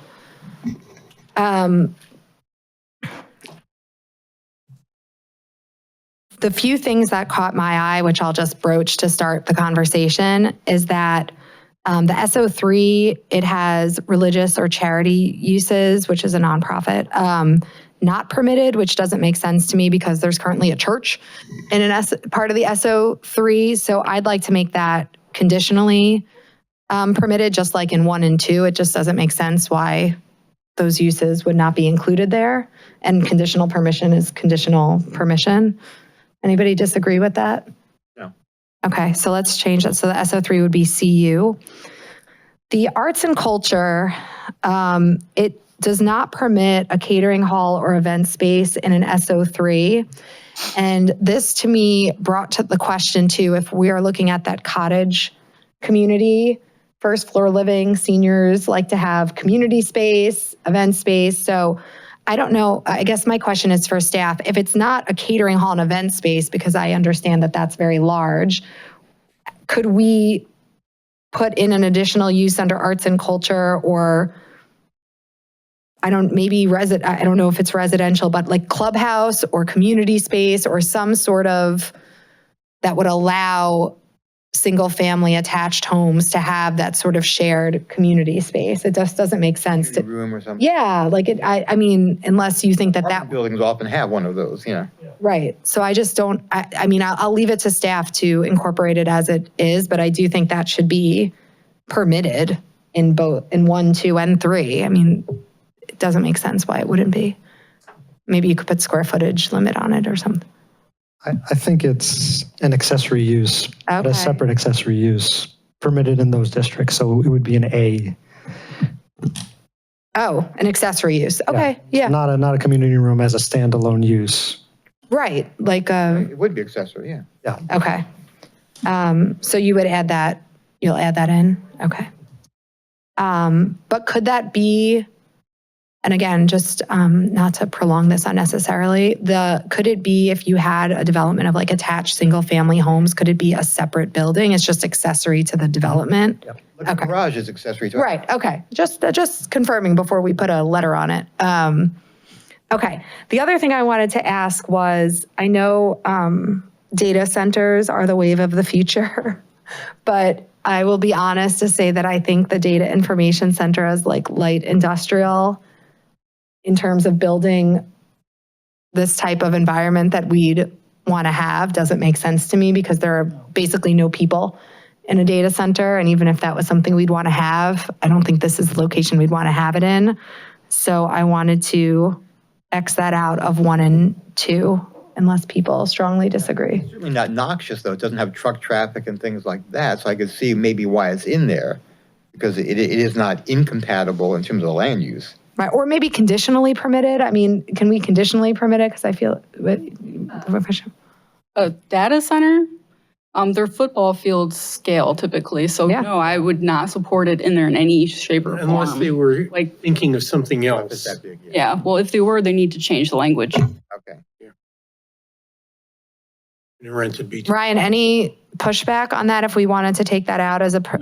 I mean, I don't have pushback on it, but I want to be clear, right? We've had a long conversation about this. Obviously, most, are you guys still there? Sorry. Yeah, we're here. Most data centers today, the commissioner is correct, are large facilities. And most data centers don't want to be in urban environments where they don't have a sea of parking around them. They can't build a one-story building, so it's highly unlikely, but technology is moving really, really fast. And we're thinking about a code that should last a long time. So we talked about the fact that a data center, a server could end up being the size of your cell phone in the next 5 years. Right? And if somebody wants to spend money on a data center, but they have to build it to the form-based zoning code, meaning they have to have ground floor commercial or glazing, and the building can only be so tall, it has to have significant corners, and the parking has to be in behind, like all that stuff, and maybe it's incorporated with office space or whatever. Like we don't know how advanced the technology is going to get and how quickly. So we were trying to anticipate that. I don't think it's highly likely that someone would want to invest in this environment under this form-based code with all these rules that don't match the typical data center. But if they did, I don't know that you'd want to deny that,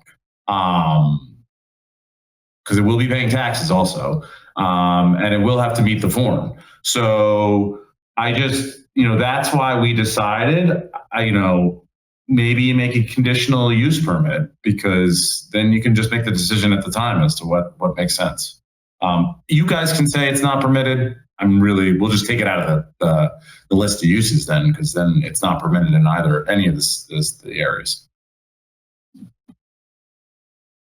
The zoning code says we are looking out for natural resources, access to clean air. These are things that are inclusive to the zoning ordinance as a whole.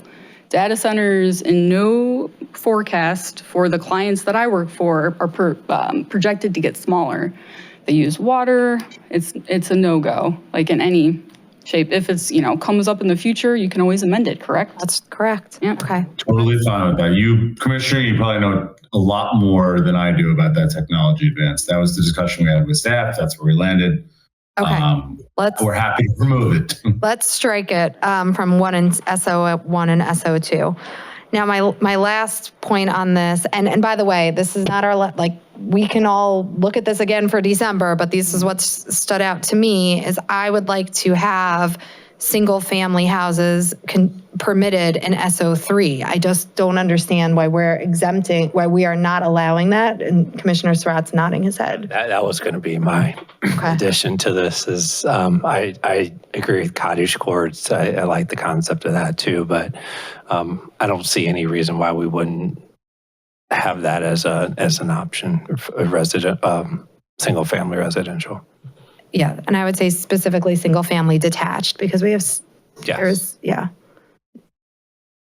Directors, yeah. Well, I had two thoughts on that. The first one is a townhouse right now is conditionally permitted in the SO3. So would you want to mirror that? And sort of secondly, or corollary is, and how about duplexes, two-family? I mean, yeah, go ahead. Thought. Yeah, I would have that in SO3 you're talking about specifically. I would be okay with that. Yeah, I mean, I think conditional use means they have to come back to us, but not allowing it at all is something entirely different. So, yeah. I mean, I just look at it and I think, well, we've got the Milliken, we've got. Well, that's SO3. Yeah, we've got the townhomes at the north end. We've got 6 8-story apartment buildings on the west edge. I'm not clear how single-family detached fits into that at all. I think the question is, it's not on here at all. If we make it conditionally permitted, it gives more flexibility to maybe a developer finds that. You're thinking at that corner where Milliken. Well, the SO3, yeah. Like, let's say the church, you're or the, Metro Health is probably not going anywhere, but specifically only SO3 because that's the least dense part. And again, it's just about, I think, flexibility at this point as opposed to overly restricting it. Madam Chair, is there a downside to not having it in SO3 like it is now? It's not in there now. Was there a reason? Or maybe that's a Ryan question. Yeah, I can answer that. The chair. Go ahead. Yeah. Single family home designs are typically not urban in nature at all, right? So they usually have front yard, side yard, backyard setbacks. So the walkability just decreases of, a walkable urban environment when you have those types of things. So I'm not against adding it, just to be clear, but we do have to figure out the standards, and I would love to hear from the commission as to whether you would want, which I would recommend, that if a single family home gets built, it still would have to have, not a huge, it would be built up to the street, to the sidewalk. It could have a rear yard. It could have some side yard. But, we get into Euclidean zoning when we get there. Like, that's where the difference between single family. And I do want to point out that Milliken in and of itself is an R1 already. So it already allows single family homes if you don't use the overlay. So I just want to be clear about that. So I'm not against it. I can't think through live how we merge the urbanist nature of what we're trying to create in the rest of the districts with the implications of the typical single family home development, right? Thank you. Yeah. I'd leave it out. That's just me. I was going to suggest that if the commission did want to include it, that could be a recommendation at the moment, and that the next month could be taken, and I think we would have the direction from you to work on whatever those standards would be. Yeah, happy to do that. Yeah, I think that would be good. And I think making it conditionally permitted is helpful in terms of just having some more oversight, but not excluding it completely. Additionally. Yeah. Because then we can bring it in context with the rest of the development. Okay.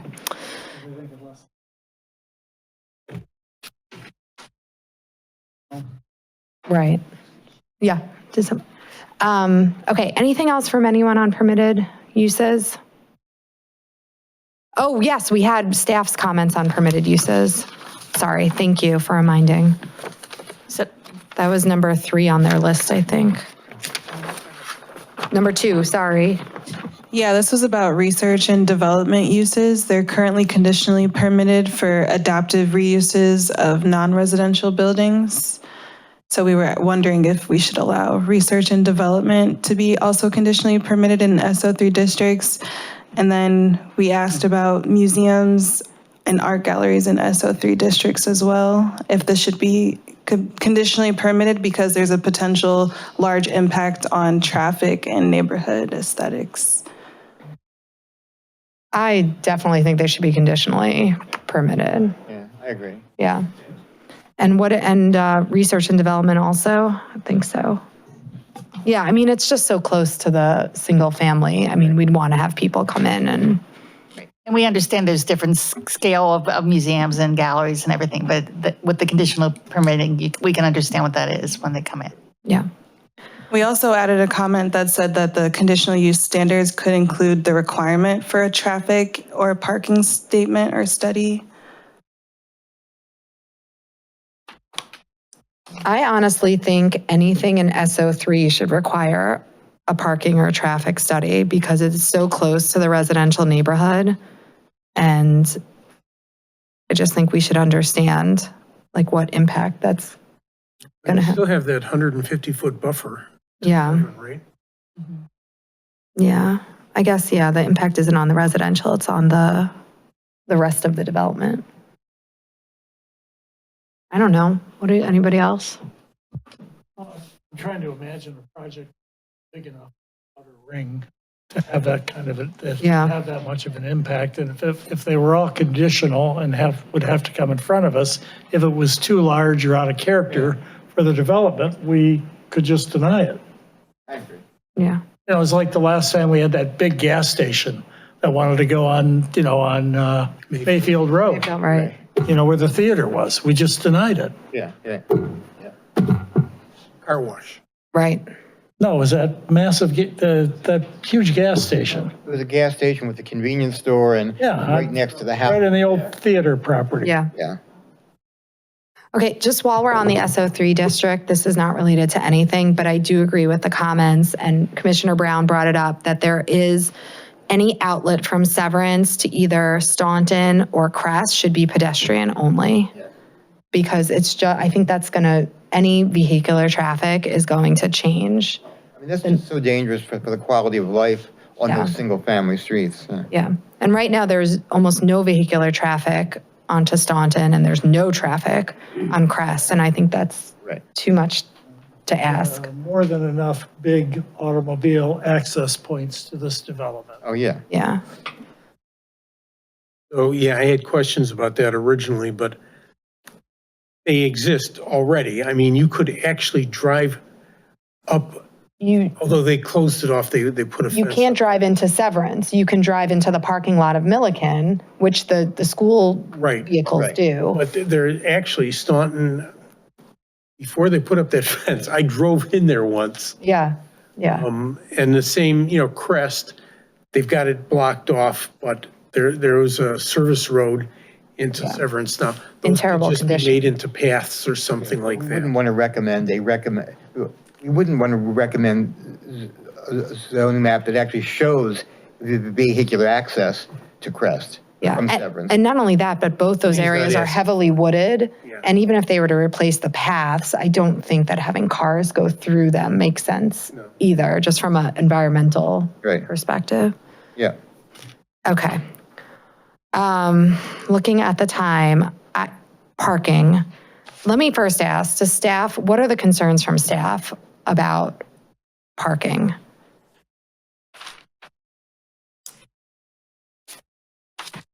I think we raised one question regarding on-street parking and whether or not on-street parking in front of buildings should be allowed to be counted towards the required parking, especially for a residential building, because residential buildings, you would be parking overnight, and typically we don't permit parking on streets overnight in Cleveland Heights. That was the gist of it. Right, so you're recommending that it's, I'm sorry, what? Plus, the on-street parking for a house can't be reserved for that house, so it may not be available anyway. Well, it sounds like the recommendation from staff is that it not be included in the parking. And we had one more. Wait a minute. I'm sorry. But they got into a fair amount of detail about, for the commercial uses, that you could count on-street parking towards your requirement. And I don't have a problem with that. I mean, we know over the years, we've sometimes required too much parking, except for Silsby Meadowbrook behind that, but, so that would require a fair amount of changing on their part to change that, and I'm not sure I see a reason that we should. And for houses, I assume there's going to be parking off the street anyhow. And so fine for an area that's just houses, so fine, you don't have overnight parking on the street. Ryan can respond to that. Yeah, we're fine with removing the overnight ability for residential. So it was just not being allowed to And count. you're counting towards the parking requirement. Right, yeah. It's just not counting that on-street parking towards the residential parking requirement, that's all. If it's there and if a guest wants to park there, that's fine, but it doesn't count toward the parking requirement. Correct. Yeah, right. Correct. Okay, I'm going to table the rest of the parking for, unless you have one more. There are two more, actually.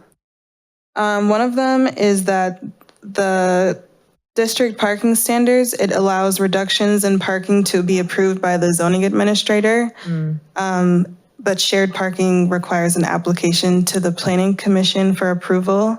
So we're wondering if shared parking should be approved by the zoning administrator. Isn't shared parking currently approved by the zoning? Like, aren't there shared parking? It's currently approved by the planning commission, and so this is consistent with everywhere else in the code, but it's creating a little bit of a higher standard for obtaining shared parking, whereas the zoning administrator currently, as proposed, can permit the reduction. So there's sort of two sides of the coin. Do we stay consistent with the rest of our code, or does it make sense to line it up internally for this district?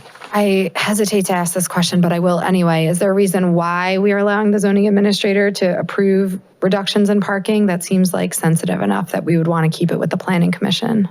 That's fair too. I don't like the idea of giving up that authority. I mean, on one hand, we're definitely for less parking for Vice Chair Gainers urging over the years, but at the same time, it's so sensitive with residents. I feel like I think we should change them both to planning commission approval. It's probably not the outcome you would hope for when you raise that issue. You're okay. I'm neutral on that. You're neutral? Okay. We agree. I'm going to hire the next zoning administrator. Right. Madam Chair, I do think it's worthwhile. I don't think anybody mentioned this, but this section, the standards in particular, there was a lot of back and forth between MPACT and the Transportation Mobility Committee. So this essentially reflects their recommendation, just as a data point for you guys. That's fine. Actually, and speaking of that, it was very kind of Chris Brace to bring this. I mean, I haven't had the chance to look at it, but I think this should be conveyed to council on behalf of the committee and invite the Transportation and Mobility Committee the opportunity to share with them the recommendations. Is that okay? I mean, I don't think we're like recommending it for being included, but it should at least be conveyed to them. Well, we'll include that. And certainly Ryan may even already have a response to that, but I feel like it's only part of the record. Streets, right. I looked at the 2 streets and they're peripheral, but I think, to the extent that they are considered, it should be part of the package. Okay. Was there anything else on parking? Yeah, just one more. The district parking standards section, it also strictly prohibits a reduction in required parking that's any more than 30% of the base requirement. So we were just wondering what the rationale was and if we wanted any flexibility beyond that 30%. Ryan, what was the rationale for 30%?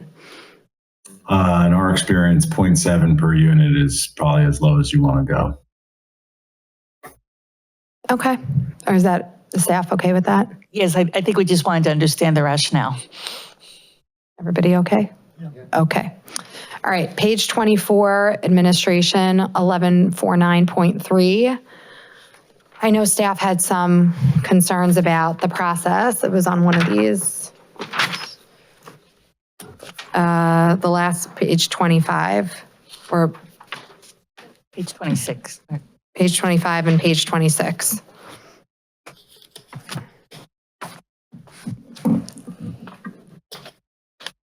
So Go ahead.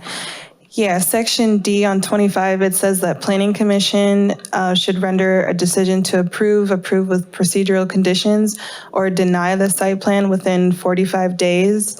And so we're asking if this means that the planning commission is unable to table or continue a case for further discussion unless a special meeting is held within that time frame, and if it would make sense to extend to 60 days based on our calendar. And before we ask Ryan to comment on if 60 days would work, if he could also discuss procedural, could we just say with conditions? Because typically we don't use the term procedural in Cleveland Heights, procedural conditions. Ryan, can you respond to that?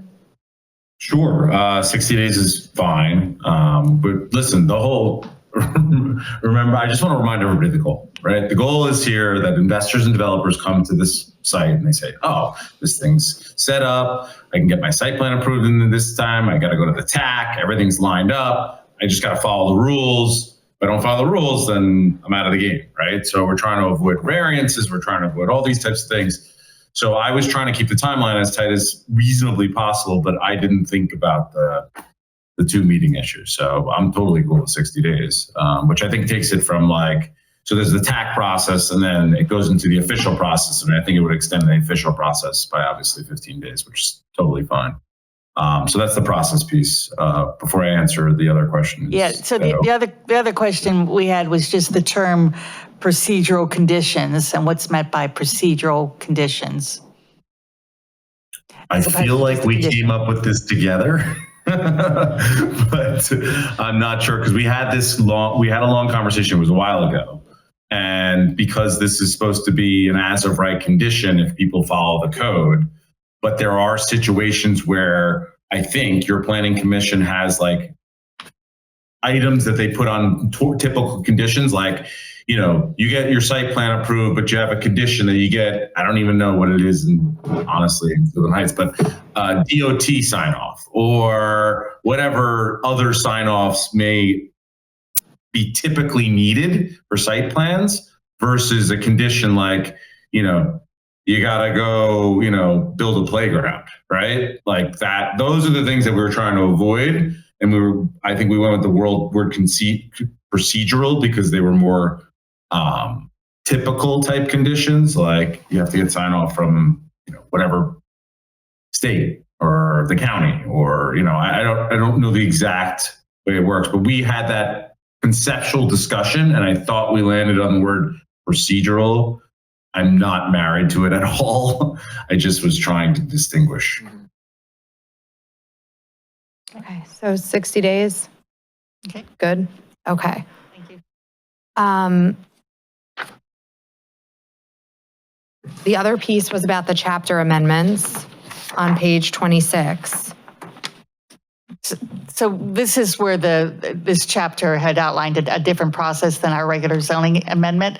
And we're just, as staff, recommending that we just follow our zoning code amendment, which is 1119, which we've had a discussion earlier with Ryan, and he's fine with us following the standard zoning amendment process. I think this is complicated enough. We should just have one. I think it would be confusing to the public too, why we had a different process for this one area of the city. Yeah. The only other thing I wanted to ask on this is the zoning administrator authority on page 24, 31C, point 31C. I see that you may want this for flexibility because this is a very detailed submission requirement, but I guess I wonder what the point is of having detailed submission requirements if you can waive them. I guess I'm just wondering, either from Ryan, the thought process behind it, or from staff, how that helps the process.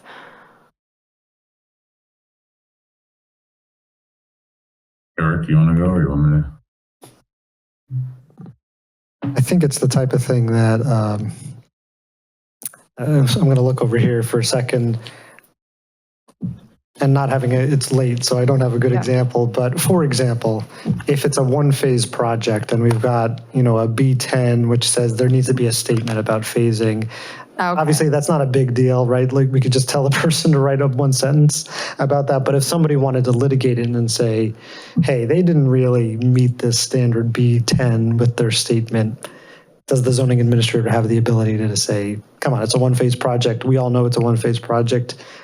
Don't waste your time on that. That's my 11 o'clock example that I'm giving. I mean, so just again, to be picky here, like I think that the words deemed unnecessary is not what you're going for. And I'd maybe ask council to consider different language, because what you're saying is if it's not applicable, not deemed unnecessary, like the zoning administrator should not have the authority to deem something unnecessary that we've otherwise said is necessary. But if it's not applicable, that's a different scenario. Okay. I think that's a good suggestion. Yeah. Sorry. Yeah. It's almost like I draft legislation for a living. I liked you better when you weren't a lawyer. I know. Less things to worry about. Okay. Anything else from anywhere, from anybody in this first tranche? Okay. I am going to ask for a motion to recommend the ordinance number 226 and 227 to council with our changes, on the condition that we will continue to review this and the expectation that council will consider further changes as we will convey after our December meeting. Would anybody like? Thank you, Commissioner Horowitz. Is there a second? Thank you, Vice Chair Gainier. Let's take a voice vote. Who wants to do? Christy, you want to? Roll call. Roll call, yeah, sorry, not a voice vote. The voice vote. Mr. Surratt? Yes. Ms. Miles? Mr. Horowitz? Yes. Ms. Cohen? Yes. Mr. Gainier? Ms. Wobig? No. Mr. Brown? Yes. Okay, that passes. Thank you. Could we also please advise council, if they have not attended today's meeting, they're more than welcome to watch the 4-hour video to fully understand our assessment. Yeah. Okay, I don't think there's any, is there any new business or old business or anything else that we need to handle? Greg didn't have gray hair when he I'm walked in. I'm sorry. I didn't. Okay, so just let Commissioner, anybody wants to make a comment on this, let's do that. Commissioner Wobig. Yeah, I was gravely disappointed in the application put before us this evening. MPACT had promised to come to Cleveland Heights and bring forward a community voice. That was what we were told in January. That's not what I saw or heard tonight. I heard about the developer, the tax credits. This is why, the business case. Money talks, certainly, but doesn't the voice of the community in which the form-based code, so which you so profoundly profess, also have value? I haven't seen evidence that in this application that authenticity of Cleveland Heights was embraced. Severance is a community. There is no evidence or survey of existing buildings, no consideration of the individuals who live there currently, and no conversation by the commission. I'm gravely disappointed in this process and so gratefully that I could vote no. Okay, thank you. Any other commissioners? Okay, thank you. New business or old business? Okay, I'll just add that obviously we've had members of both Mayor Kuda was here tonight, a number of council members, but I would like it to be conveyed as well with our recommendation that we felt very constrained by the timetable imposed upon us. Our review is not done, and that this is something that we really struggled with, but I believe that we voted this way to allow the public to continue to review this and provide feedback to council. And also we invite the public to provide feedback to us for our December meeting, whether in writing to planning@clevelandheights.gov, via email, or coming in person to our meeting, which I believe is December 10th at 7 p.m. And with that, we are adjourned. Thank you.